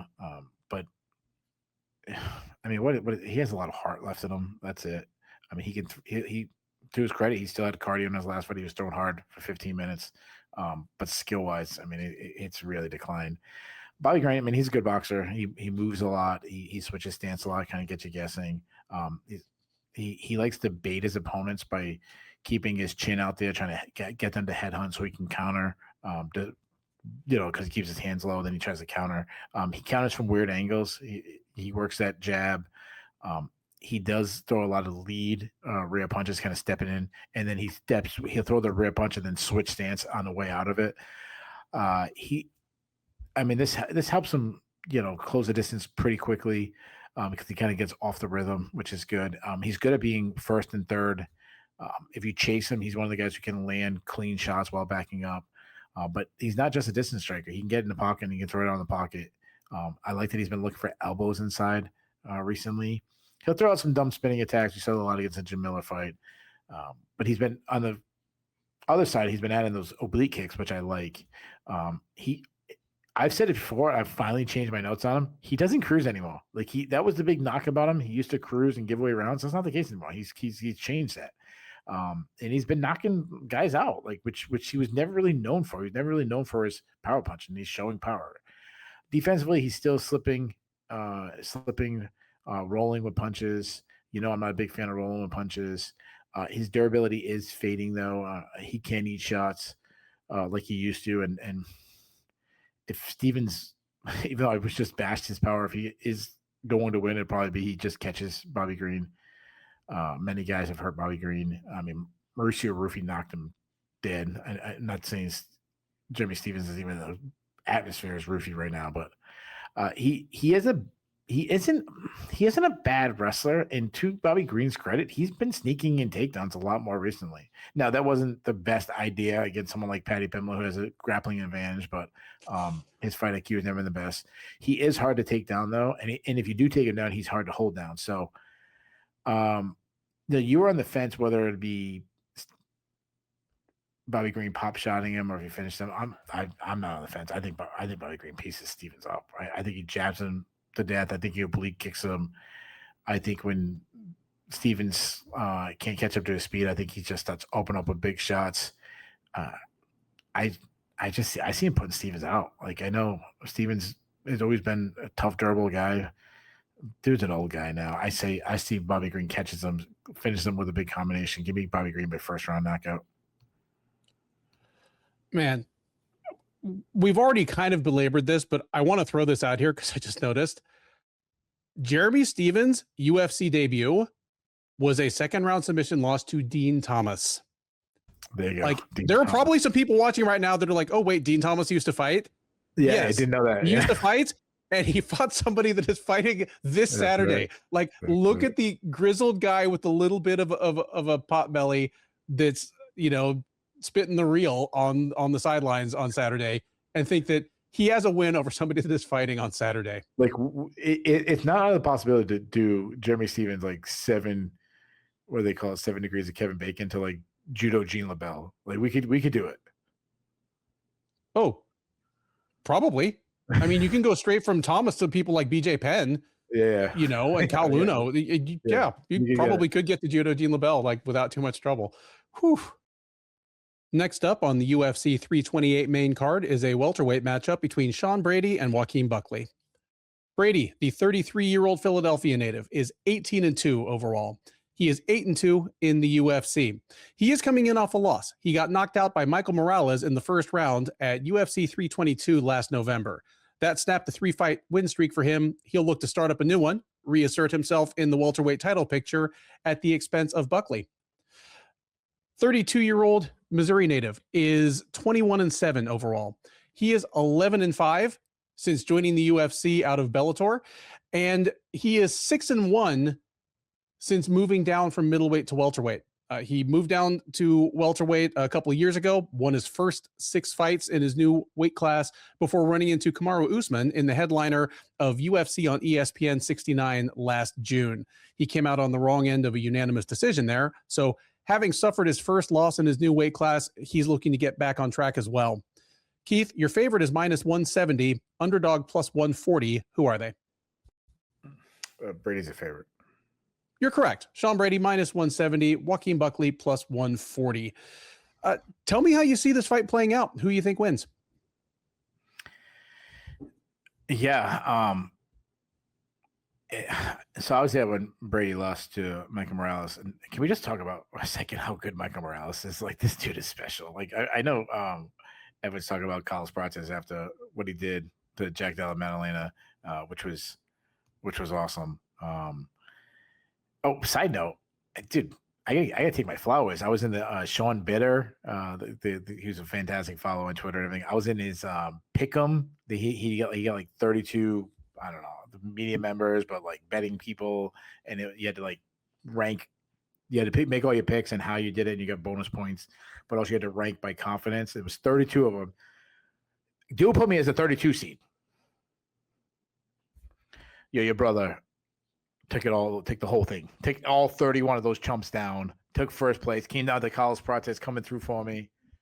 Anyways, but Keith was underseeded because I've done Sean Bitter's last man standing competition 2 or 3 times, and I've been horrible every single time because I'm just like way too aggressive with weird upset picks. Yeah. Well, this Keith was underseeded. It wasn't the last man standing style. It was more like a tournament style. You had to you just had to beat the guy you're going against. But can put some respect up. I named 32 seeds. Come on, out of 32. Like, damn. Yeah, but anyways, Michael Morales ran through Sean Brady, and I think Sean Brady is really good. So like I see him keep talking about practice. Like, don't forget about my man Michael Morales. Brady's really well rounded. He can fight out of both stances, constantly switching back and forth, keeping his opponents guessing. He presses forward at his opponents. I mean, he wants the pressure. That's why he hated being pressured back by Bilal Muhammad. But in fairness to Brady, he fought peak Bilal Muhammad. I know Bilal's lost a little bit, but that was the very top of Bilal Muhammad. Brady's a good boxer. Nice technique, decent hand speed. He has plus power. He's a really good body puncher. He goes to the body a lot. Hard thudding calf kicks. He likes to go close the distance and grind in the clinch. I've called him before. He's got like this white Kamaru Usman thing where he like will go chest to chest against the cage and just be stronger than his opponents and wear on that way. He likes to battle in close quarters. He looks for slicing elbows. He can, but then he can just drop down from that clinch position, grab a double, grab a single, take his opponent down to the canvas. But he also will shoot from the outside, and he's very good at mixing punches into his wrestling entry as well. And he's a really good wrestler. He loves reactionary doubles if the opponent presses at him too much or throws something too big. He did struggle to get Bilal Muhammad down, but then he showed that was kind of fluky because he was taking Leon Edwards down with ease. He's a good wrestler. He's a sensational grappler. If he gets the fight down, smothering top game, good ground and pound, creates a scramble. He's a super slick back takes. He's a big submission threat. He's got 6 subs on his record. He subbed Jake Matthews. He subbed Christian Aguilar. He subbed Calvin Gastelum with a guillotine. He subbed Leon Edwards. I mean, these are good grapplers. I mean, Leon Edwards is a good grappler. And he has a deep gas tank. Buckley's all about his athleticism. He's an incredible athlete. He flows so well. He's hard to hit because he avoids strikes by not being there. He cuts the cage off well with his pressure. Good lateral movement. He moves his spot where he's throwing at his opponent, so you don't see it coming. Like he'll throw a big over him, but then darting away. He's a southpaw. He's got nice volume. He's got quick hands. He explodes at his opponent. He will set up his shots well with feints. He's good at like being in and out, like kind of guessing where he's going to be. I like his straight left. As he slows down, he starts to measure, and I like that. Now it's not so much about his athleticism, but it's more like a timing thing. When he gets inside, he throws big, hard hooks. He has a great ability, I've said this before, to land power shots in small spaces. Like that car crash, he lands a big shot. He hits extremely hard. He will go to the body. He avoids strikes by rolling with them, which I'm not a fan of. Very quick high kick. Go back to like the Andre Filio. He won by high kick in that fight. Not a bad wrestler at all. He's good at getting to the second level and exploding through hips. He also will get in the clinch and look for body lock takedowns. He got 5 takedowns against Abdul Razak Al Hassan, which not just like, good that he won, but it was also really smart to wrestle in a fight like that. Not the best top control. His defensive wrestling has been very inconsistent. I don't have a read on it. I mean, Albert Durev, who's a solid wrestler, struggled to get him down, but then Kamaru Usman easily took him down, and he struggled to get off the bottom against Usman. Despite being explosive, he really doesn't slow down in fights. He showed against Usman, even in a loss, that he had good cardio. He was still throwing hard strikes late in that fight. So Buckley's power obviously makes him very dangerous.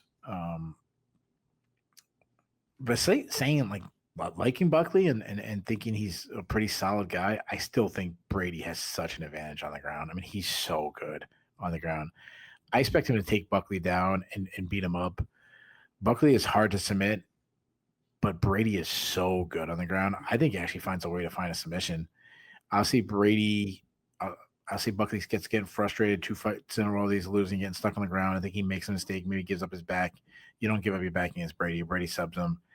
You said what Brady was a minus, what was he? 170. Yeah, I'm surprised. I thought it was going to be like minus 240 or something like that. I think I've locked like 2 or 3 in a row. But, I mean, I'm not going to give this my lock of the night, but I'd bet on this. I'm pretty confident Brady here. And how do you think he gets it done? I say he gets a 3rd round submission. Yeah, these are 2 guys that I feel as though I either had a wrong read on them or they've just simply improved on their weak points. When Brady lost his first career fight, when he lost to Bilal Muhammad, which at this point was a little over 3 years ago, it's like, okay, everything that I kind of foretold or predicted about Brady is kind of coming true, because he was favored over Muhammad, and at least I, maybe you as well, picked Muhammad in the upset, because my whole thought on Brady was he's a great grappler, he's a very effective wrestler, but he has a very exertion heavy wrestling style.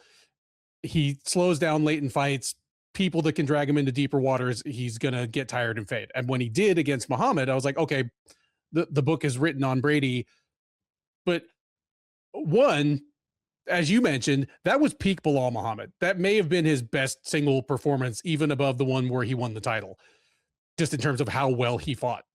And then on top of that, Brady has gone on and fought 4 guys since then, including a couple where he spent a good amount of time wrestling and grappling, and it's just not been a problem again. Like, he lost to Morales, but it's not because he got tired. It's because he got brained. So that's a mix of Brady improving on perceived weak spots and maybe just not being as weak there as I thought. Buckley's a little bit of a different thing. When I joined Sherdog over 8 years ago, one of the first fights I covered in terms of interviewing the fighters and, being involved with it on the Sherdog end was his fight against Logan Storley in Bellator, where Storley just effortlessly out wrestled him, like really badly. Just took him down easily, either held him down or took him down, Matt returned him easily, and did it in a way that Storley was barely spending energy at all, and Buckley was just getting more and more frustrated and beaten up. I was like, okay, so maybe that's what it looks like if Joaquin Buckley loses from here on out. But no, he's turned out to be a better wrestler offensively and defensively than I thought. And ironically, most of his losses since then have been him getting one-shotted by people. Like Chris Curtis, he was beating Chris Curtis. Chris Curtis hit him with one shot that basically Curtis could have walked off. That was a walk-off knockout, but Buckley kind of came back away. Curtis dove in and threw it down a couple more. He got head kicked by Alessio Di Chirico. Like, he got thumped by Kevin Holland in a fight in which he was doing well. All this is just my long way around to say I either just don't have a good handle on Joaquin Buckley's game yet, or he's just that inconsistent. If Brady beats him, it's going to look like the Usman fight, where Usman just mashed him against the cage, out wrestled him, was heavy on top, and just gave Buckley as few chances as possible to uncork Joaquin Buckley lightning strike attacks. there's definitely upset potential here. You know, Brady can be hit. Buckley can knock out any man on the planet. But like Buckley is this generation's Melvin Manouf in terms of being the smallest guy in the sport that I am mortally certain can knock out any person in MMA with one clean shot. Yeah. You give me Joaquin Buckley versus, you know, Tom Aspinall or Derek Lewis or John Jones, give him one clean shot. Yeah. He's the smallest guy in the sport that I'm certain can knock out anybody. He has a much better shot of winning the heavyweight title than like Tai Tuivasa does. Oh, yep, absolutely. I am going with Brady here. I would not be surprised to see a late sub if Brady starts getting the takedowns early, starts wearing on Buckley, beating him up, frustrating him, getting him tired. I'm going to pick this to go to decision, but I, like Keith, am more than minus 170 confidence in this one. Just if I were a betting man, I'd probably leave it alone just because of that Buckley factor. Third from the top at UFC 328 is the lone heavyweight clash on the card. It is Alexander Volkov versus Waldo Cortes-Acosta. Volkov, the 37-year-old Russian, is 39-11 overall. He is 13-5 since joining the UFC as the former heavyweight champ of both Bellator and M1 Global. He is coming in off of a win. He fought most recently at UFC 321 last October, where he won a split decision over Jailton Almeida.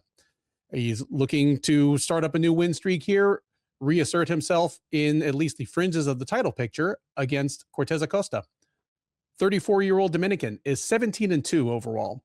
He is 10-2 since joining the UFC out of season 6 of Dana White's Contender Series.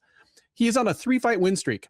Since losing to Sergey Pavlovich less than a year ago, he has been putting in the overtime. He has knockout wins over Ante Delia, Shamil Gaziev, and in his most recent appearance this January at UFC 324, Derek Lewis, whom he put out in the second round. So Cortes-Acosta looking for his 4th straight win, definitely looking to make himself a factor in the title picture. Keith, your favorite is minus 170, underdog plus 140. Who are they? I would say that Volkov is a favorite. You are correct. Alexander Volkov minus 170, Waldo Cortes-Acosta plus 140. I will admit that, well, I don't know. I've gone back and forth on Cortes-Acosta because when he arrived in the UFC, I was actually a little high on him because if you're a regular listener of this show, you'll know that one of my hobby horses is all you really need in order to make it into the top 10 at heavyweight is one good offensive weapon and the fight IQ and aggression to use it. So Cortes-Acosta is a big guy with a long wingspan that actually has a good jab and uses it a lot. And that might be enough to carry him to the top 10 right there, even though the rest of his game is no great shakes and he has a lot less power than you would expect of such a huge guy. I was right to a certain extent. He's taken some losses, he's taken 2 losses since then.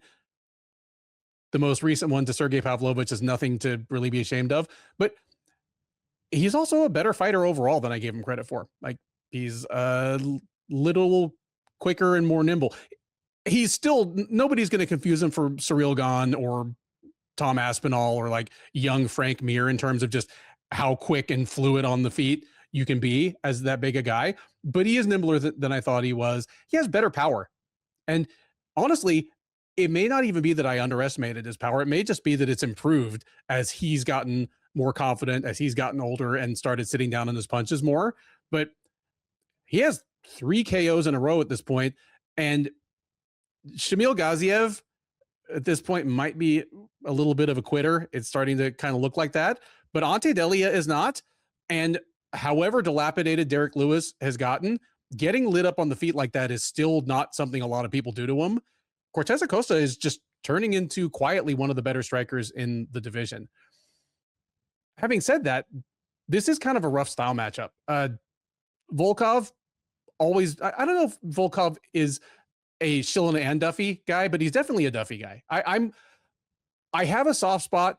I mean, we both have a soft spot for overachiever fighters, you know, kind of weirdo throwback specialists, just the blue collar types. But yeah, I definitely have a soft spot for any fighter that continues to improve after they're already in their 30s and after they're already a top 10 or top 15 fighter. A lot of fighters, once they hit that level, they just are what they are until the wheels start to fall off. And if it's enough to get them to the title, great. If it's not, then it's not.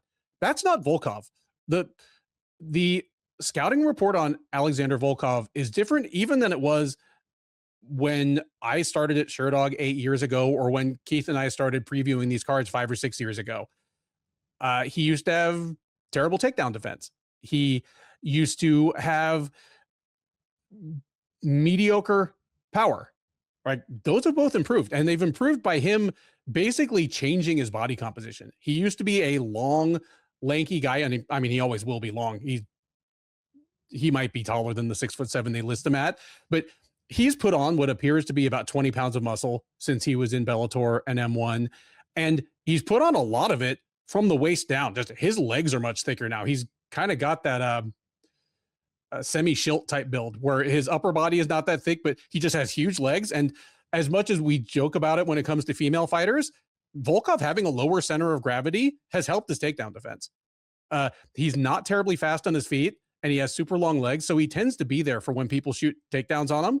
But he's just gotten better, one, at intercepting people on the way in and advertising the price of admission, as Lorosenko puts it, getting underhooks and kind of shucking people off just now that he's a bigger, stronger guy, and working on his get-up game.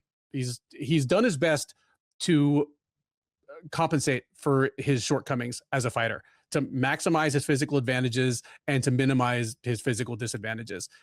And specifically, he and Cortes-Acosta are going to want the same basic type of fight, and I just think he's better at it. They're both going to want a middle to outside striking battle at kind of a moderate pace. And Volkov has a little more reach, at least comparable power, just as good a jab, and the jab is still probably Cortes-Acosta's best weapon.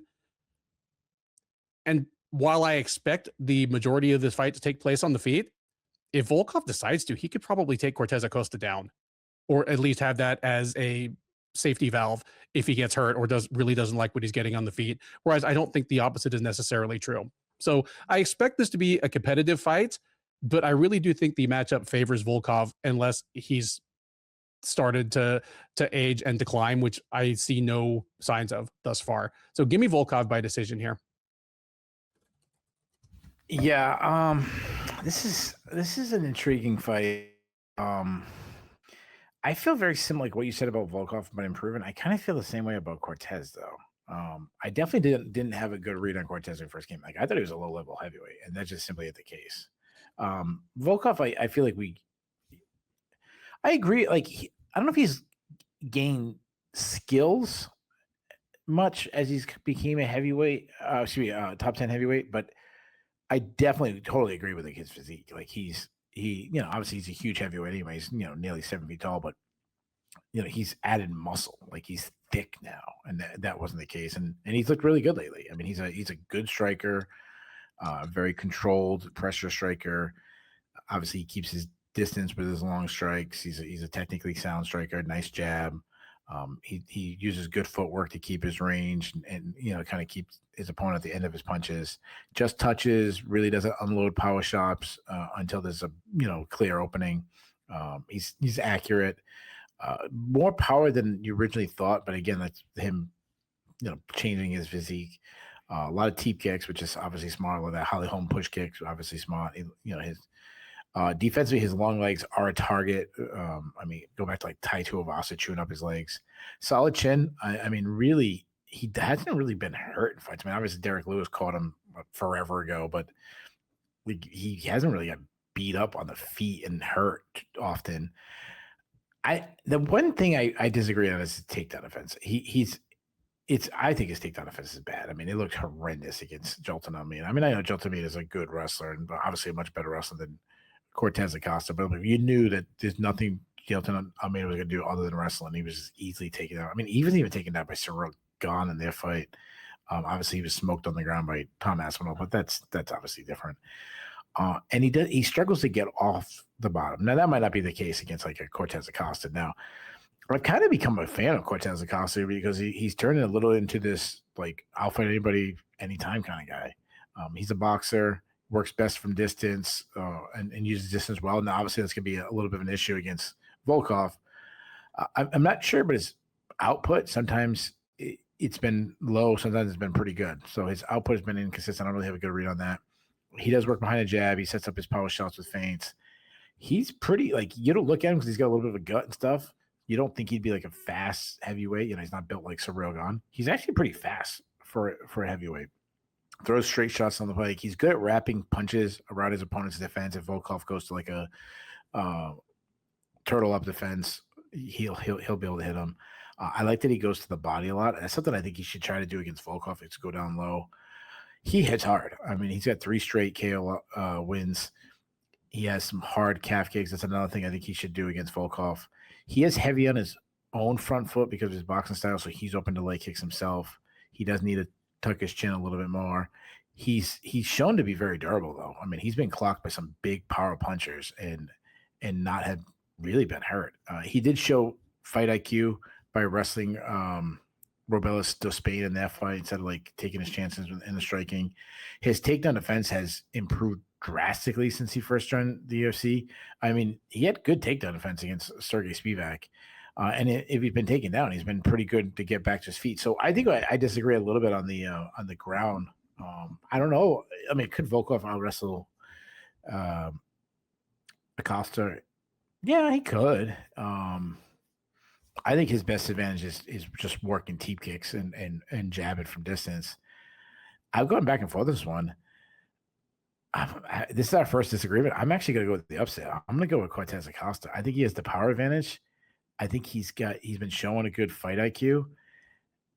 I think he clinches, and I actually think he has the wrestling advantage. I think he's actually a little underrated wrestler. I think he might actually take Volkov down. I think it's going to be a very close fight.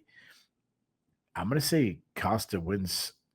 You know, I'm going to say it's very close. I say Costa wins a split decision. All right. We have our first disagreement of the evening, and it is Keith taking the underdog. That brings us to the co-main event of UFC 328, a men's flyweight title fight between defending champ Josh Van and challenger Tatsuro Taira. Van, the 24-year-old Burmese fighter by way of Houston, is 16-2 overall. He is 9-1 in the UFC.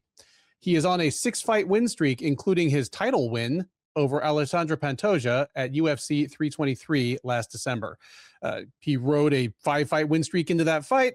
It was, at least for Keith and me, one of the most anticipated title fights of the year. It was all over in less than 30 seconds as Pantoja fell victim to a kind of freakish arm injury. However it happened, Van is your champ, and he will look for his first defense here against Taira. 26-year-old from Okinawa is 18-1 overall. He is 8-1 in the UFC.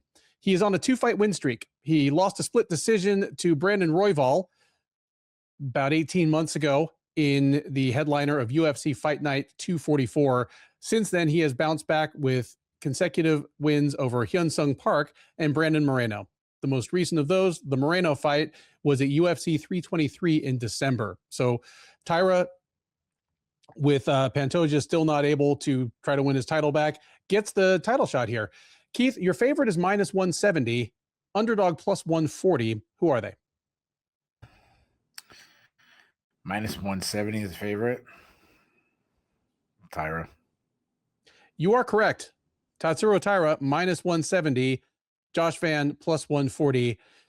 Keith, why don't you tell all these people why they're wrong, if you think they are? Is it wrong to have Taira the favorite now? 170, I think that's a little big. -140, 150, I would have guessed. I mean, I know I'm like kind of splitting hairs at that point. Can we just talk about how great this fight is? This fight's awesome. I wish this were Van versus Pantoja too. Sure, totally. But this is an amazing fight. And if these guys pan out like we think, we're almost certainly getting multiple fights between these two at some point. They are 24 and 26 respectively. Maybe this turns into the next Moreno Figueiredo rivalry. It might. Dude, sign me up for 4 of these 4 days in a row. I can probably watch these guys fight a million times. Just make it like the World Series. Just do best of 7 over like 2 weeks. Yeah. Yeah. Dude, I heard somebody explain to me, this is a which side note, but I thought it was awesome about best of 7. He said, view your week as a best of 7 series. If you have 4 good days, you just try to have 4 good days and you move on to the next week. And I'm like, that's actually really good. The weekend should be 3 good days. You're just gonna get Monday through Thursday, you're gonna get one good day. So I'm like, that's actually a pretty good analysis.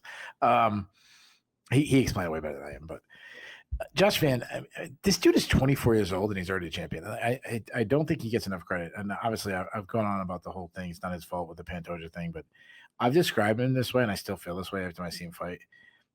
He continues to get better and better. I've said it before. He reminds me of a young Max Holloway. Took a couple losses early in the UFC, but you saw the flashes.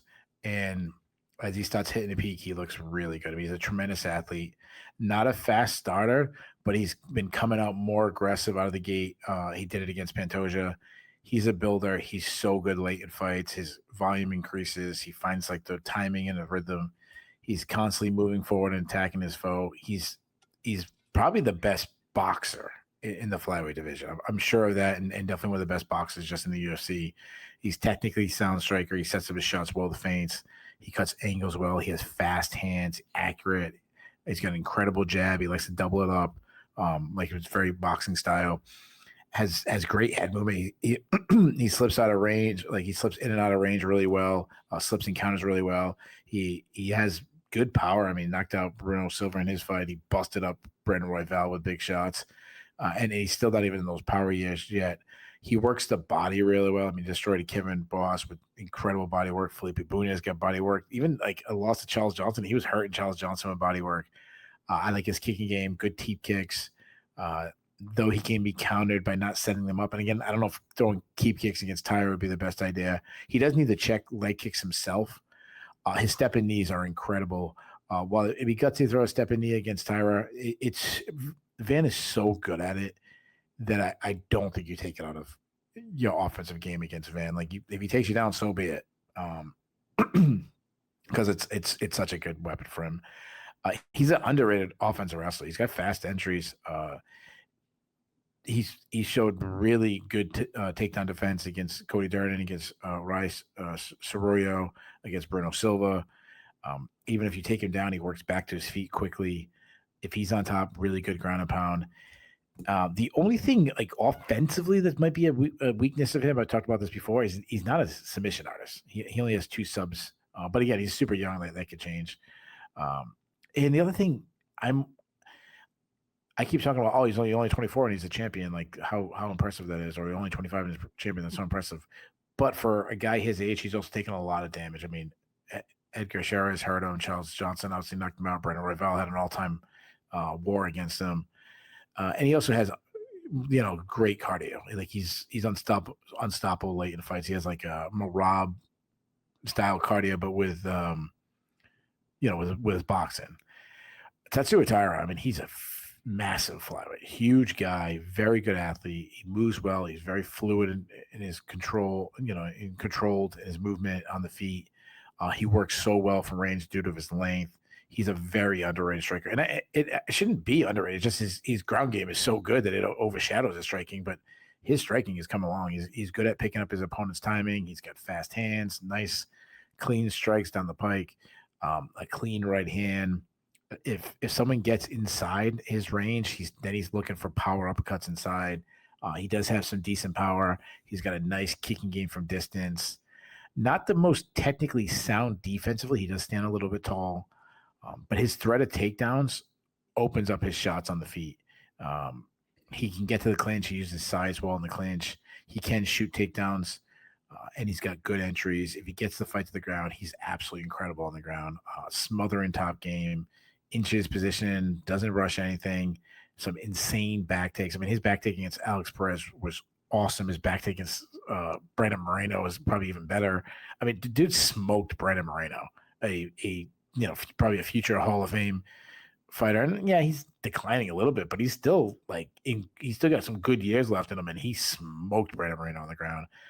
He's a massive submission threat. He's got 9 subs. He chains subs together well. He also has mean ground and pound. If you take him down, he's very hard to hold down.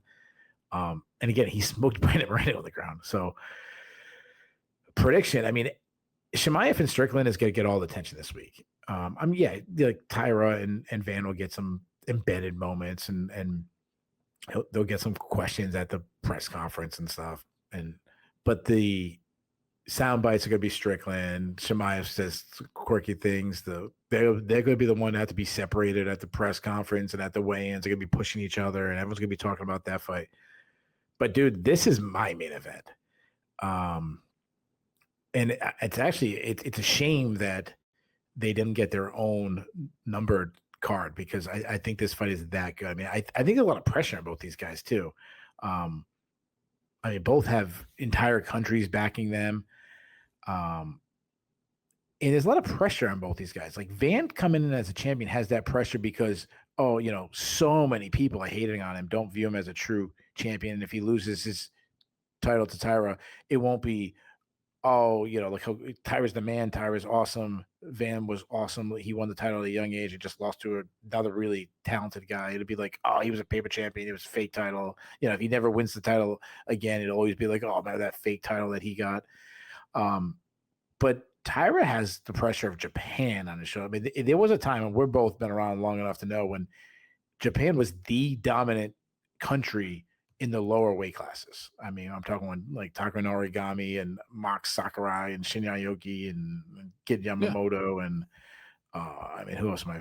Ashida and Kawajiri. And I don't know if I said him. I think I already said him, but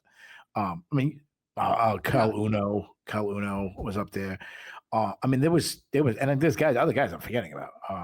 There was a time like Japan was the country, and that has not been the case in any of the weight classes. But both guys are so young. Both guys are so good on the feet. It should be about. Oh, you know what? I didn't mention the whole the card the fight getting pushed back a month. They say Van had to pull off an injury. What kind of injury got healed that quickly in a month? I don't really know. Yeah. I'm not saying it didn't happen, but that does make me a little bit concerned taking Van. Like, was it rushed? I mean, it could have been just a weight class thing, or who knows, or sick, or I don't know. On the feet, it really should be a battle. Taira should have the advantage if he's all the way in where he can clinch and plum clinch, or all the way out, in that kicking range that he has, the plum clinch inside too. In the mid range, that's where Van's boxing should be on point. His volume too. Taira has good volume, but he's not going to have Josh Van's volume. On the ground, Taira should have a massive advantage. Van has been very solid defensive. I know I'm talking forever. I just love this matchup. But Taira is a whole different animal on the ground. Van is going to need to set an incredible pace and tire out, and he's going to have to do it early. He's not going to have to stop the takedowns. I mean, I think Taira's going to get takedowns. That's what he is. But he's going to have to at least make Taira work to get those takedowns. He's going to have to make him hard takedowns. It can't look like Charles Oliveira taking down Max Holloway. He's going to have to take him down, fall to one knee, pop right back up, take him down, make him run the pipe, pop right back up. He's going to have to make him work. I expect him to be taken down at least a couple times. I expect Taira to have the advantage early. It's just how many rounds, does he get a finish, and how many rounds does he have that advantage? I think Van's going to have the advantage late. I think if Taira slows down, Van will start taking over his boxing. I'm really torn. I'm going to say Taira wins the first 2 rounds. I'm going to say Van surprised everyone. I think he's going to be in a tough situation. I think he's going to dig deep. I think he's going to find a way to win the last 3 rounds. I expect an all-time war. I think this is going to be an awesome fight. I've been backing Josh Van forever. I'm going to take him again. I'm not confident. I'm not saying bet on it. Give me Josh Van by split decision. I see this fight similarly to you in most of the broad strokes. Taira is so good at what he's good at, and the things that we think of as his so-called weak points are not bad. He's a guy without any glaring weaknesses. It really does come down to Taira's success getting Van to the ground, especially in the early going. I agree that Taira is he's a good kicker. He's an underrated striker in general, but considering just how good Van is on the feet, how much volume he throws, his underrated power that just comes from proper technique and not overswinging on things, the way he works the body that was going to serve him well in 5-round fights from the beginning, because body work is so often an investment in attrition and wearing your opponent down for later. As good a striker as Taira is, I think he needs to get this fight to the ground to have a realistic chance of winning. And I do lean towards Van. I think it should be a exciting fight. It should be a competitive fight until somebody blows something wide open late. But give me Van to win in pretty much the way you're describing. I think it's going to be rough sledding early. I could see him losing one or both of the first 2 rounds. I could see him being in some actual peril on the ground. But if Taira doesn't get the finish or doesn't rack up a 10-8 round in those first 2 rounds, I do like Van to just gradually or quickly take over this fight. And we'll see, again, his volume, his pressure, his body work just take over, and he wins going away. So I have Van by decision in this one as well. And still, with that, we arrive at the main event of UFC 328, a middleweight title fight between defending champ Khamzat Chimaev and the challenger, former champ Sean Strickland. Chimaev, the 32-year-old Chechen by way of Sweden, by way of the UAE, 15-0 as a professional, 9-0 in the UFC. He has not fought since last August, where he won the title from Dricus du Plessis at UFC 319 in a pretty one-sided unanimous decision. This will be his first title defense, and standing across the cage from him will be Strickland. 35-year-old Californian is 30-7 overall. He is 17-7 in the UFC. He is 10-4 since moving up from welterweight to middleweight. Turned out to be a great move for him, as he won the title from Israel Adesanya back in September of 2023. And even if he lost the title to du Plessis in his first defense, he has been competitive and in the title picture ever since. He's coming in off a win. He fought in February right here in Houston in the headliner of UFC Fight Night 267, where he absolutely dominated Anthony Hernandez to earn himself at least the opportunity to be the challenger here. Keith, Chimaev is your favorite. Take a guess at what the line is. He's going to be big. Minus 500. That is close enough for horseshoes. I've got Chimaev at minus 550, Strickland at plus 425, but there are a few smaller books that have Chimaev at minus 500. Nailed it. As is my usual procedure, when there's a favorite greater than about 4-1, I start by asking myself what it looks like if the underdog wins. Having said all this, I said the same exact thing before Strickland beat Israel Adesanya. Like, yeah, that's true. A little different style, but yeah, I agree. The styles could not be any more different. Yeah, the odds are similar. The styles could. Ultimately, if Strickland can stay upright against Chimaev, he has a chance. As Khamzat Chimaev still has that early John Jones thing where his striking works because he's Khamzat Chimaev, but most of what he does is not something that they would teach in the gym. Fighters that have been able to kind of stay with him and work a disciplined striking game on him have actually done pretty well. You look at his fight with people like Gilbert Burns and Kamaru Usman. Yes, he beat them, but they were able to expose like some flaws in his striking. And for a guy that, again, is just a lightning strike offensive finisher like Chimaev is, he's already proven at this point that he has 3 or even 5 round cardio, but he's not the same fighter in minute 18 of a fight as he is in minute 1. Whereas Strickland pretty much is. I mean, Strickland just wrecked the UFC's best builder from pillar to post. I was the most shocked person in the building when he destroyed Anthony Hernandez the way he did. So if Strickland is still alive at the end of round 2, this becomes a very interesting fight. Like Strickland has, for a guy that talks frankly like a mentally disturbed moron a lot of the time, he is a very smart fighter in the cage. Very smart, well coached, good at following a game plan, good at making adjustments between rounds. And again, you go back to the Adesanya fight, he showed just how potent he can be with just a couple of simple bread and butter techniques and the will and the skill to stick to it. So he's a live dog, not in the sense that he might catch Chimaev with some big single shot or Chimaev shoots straight into a guillotine or something. I mean, those could happen, but those are like 1 in 1,000 things. But again, if Strickland is still alive at the end of round 2, this becomes a pretty interesting fight. Having said that, anybody whose chance to win depends on staying on their feet against Chimaev. It's tough to pick him at this point. Everything I'm saying about Strickland here, I said, or at least felt even stronger about Robert Whittaker a year and a half ago. And Chimaev just made it look so easy. Like, yeah, the actual finish came quickly because he managed to get like the bar arm choke like right across his teeth. But it's not like that.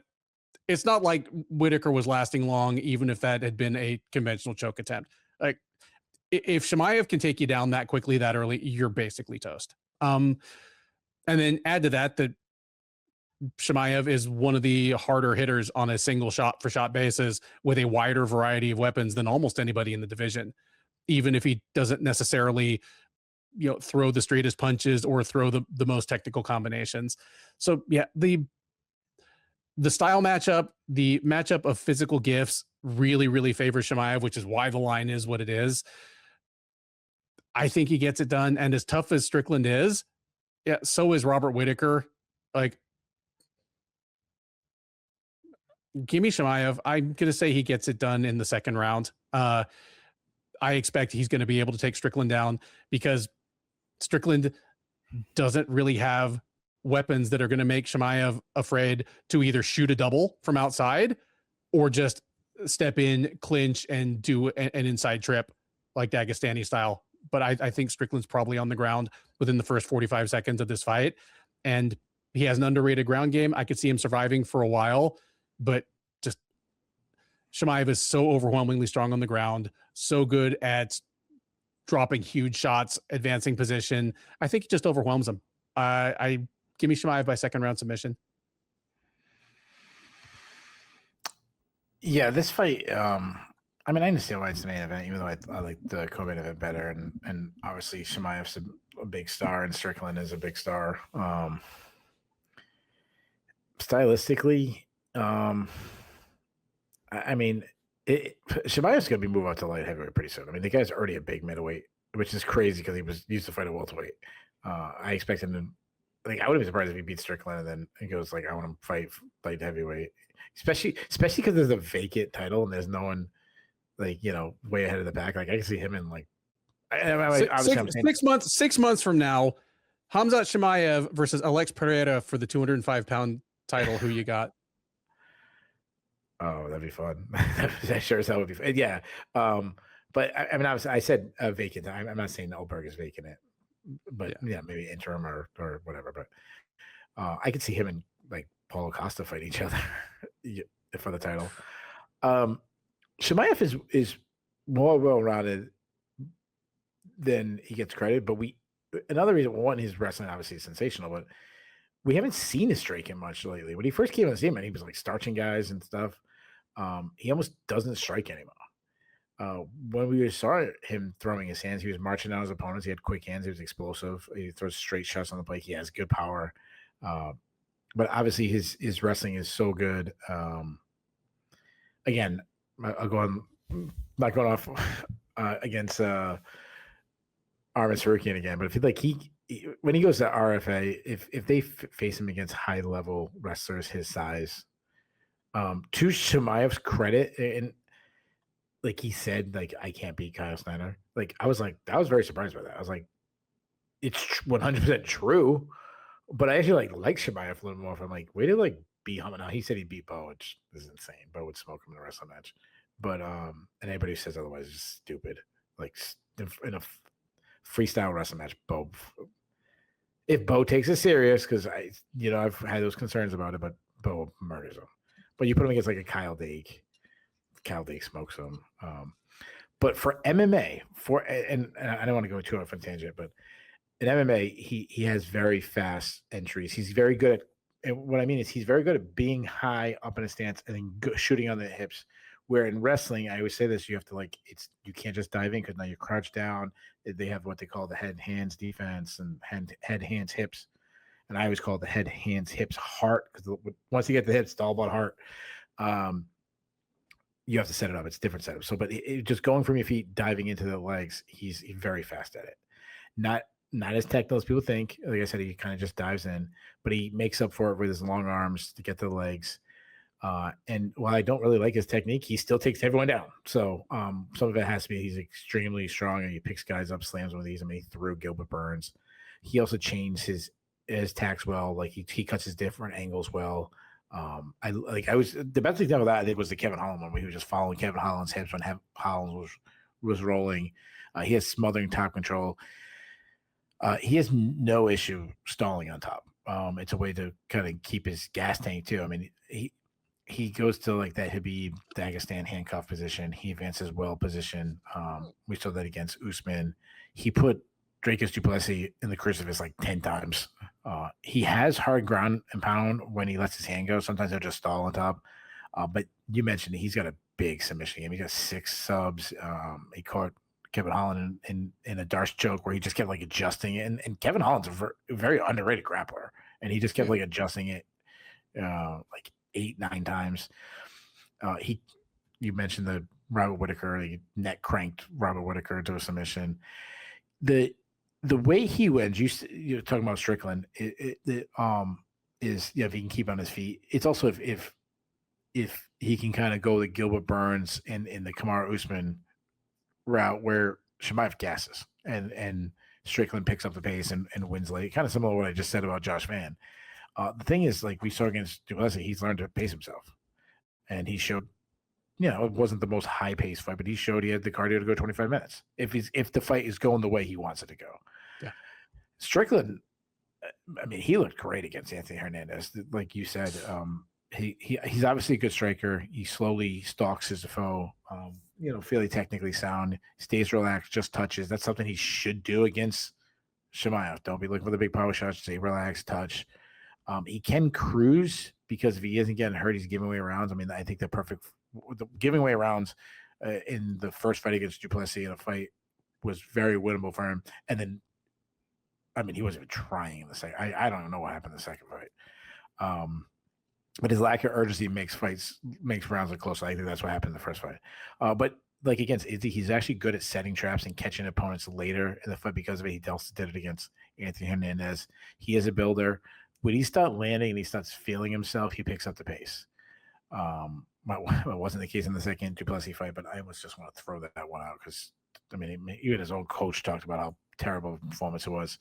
But he started faster against Anthony Hernandez than he did against du Plessis. So his entire game is centered around his jab. He's got one of the best jabs in MMA.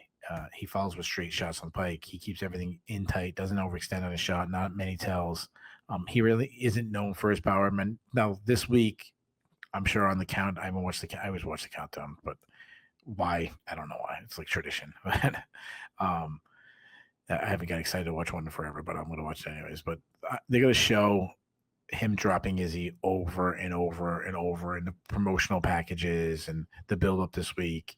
But the reason why they're going to show him dropping Izzy over and over again because he doesn't have much more highlights than that him dropping him. He should kick more because he's actually pretty good, especially with body kicks. But he almost never kicked du Plessis, and I think that was likely worried about du Plessis trying to take him down. And I can almost guarantee that's going to be the case against Chimaev. I don't expect him to throw those like teep kicks up the middle against Chimaev. He is open to leg kicks himself. In fairness, he actually was checking leg kicks in his last fight, though. defensively, he's one of the few fighters that used Philly shell. I think it's like so shocking to MMA fighters because no one does it. He can close the distance, battle and clinch. Not much of an offensive wrestler, though. If you go all the way back to the Uriah Hall fight, it was one fight he wrestled a lot and showed that he actually can offensive wrestle. He's a good defensive wrestler. He's good at sprawling and brawling. He's hard to take down. And he doesn't really get tired because I've said it before, like he doesn't fight at a high pace. He fights at like slightly above the speed limit. I really wanted to pick Strickland to win. I mean, when you go the top guys at middleweight and you break down stylistically, if you had to pick one guy to pick Chimaev, Strickland might be that guy. If he can make Chimaev work early to get those takedowns, like I feel the very same way I said about the Van fight. If he can make him work early, if he can take over late and jab, if he has Chimaev completely tired, maybe hurting him late. The problem is, I'm with you. I know Strickland has shown good takedown defense, but nobody's shown ability to stop takedowns from Chimaev. It's like when we talked about, Jack Della Maddalena was stopping takedowns right before for Islam, and it's like, and then Islam, stopping takedowns from Bilal Muhammad, and it's like, Islam's different. And Chimaev's, until someone shows me, Chimaev's just different. I think he takes down Strickland. I expect the fight to look a lot like the Duplessis fight, the Chimaev's Duplessis fight, not the Strickland's one, where he's taking him down, he's controlling him, maybe he's like crucifying him a little bit.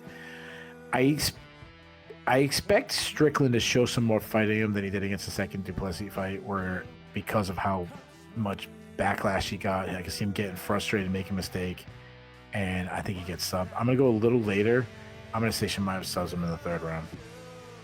And there you have it, the Sherdog Radio Network preview for UFC 328, Chimaev versus Strickland. I have been Ben, he has been Keith. If this is your first time watching or listening to one of our previews, first of all, thank you. We hope you enjoyed it. We do our best to bring you a mix of in-depth analysis and occasional story time that we think is pretty unique in this space. Please do like, subscribe. Neither of those things cost you a thing. They make our bosses happy. They allow us to continue bringing you this content free of charge. Drop us a comment. Apparently the algorithm loves that, but more importantly, we love that. Keith and I both man the comment section. We'd love to hear your take on these fights. We picked a couple of unanimous upsets here. Our batting average is pretty good on those, but if you think we left any value on the table, let us know. If you're right and we're wrong, we will definitely give you your flowers on the recap. You just have to come collect them. We are live on the Sherdog YouTube page right after the main event. Keith takes the captain's chair. We'll talk about all 13 of these fights in reverse order, from the headliner on down to the curtain jerker, talking about what was good, what was bad, what was surprising, what was controversial. There's always something. Talking about what's next for some of the notable winners as well as losers, and talking with you. The live chat is open that whole time, so we are taking your questions, your comments, and your hot takes in real time. We have a growing community of friends that hang out with us after the fights, and we would love for you to be part of it. Between now and then, thank you once again for listening. Enjoy the rest of your week, and by all means, enjoy these fights.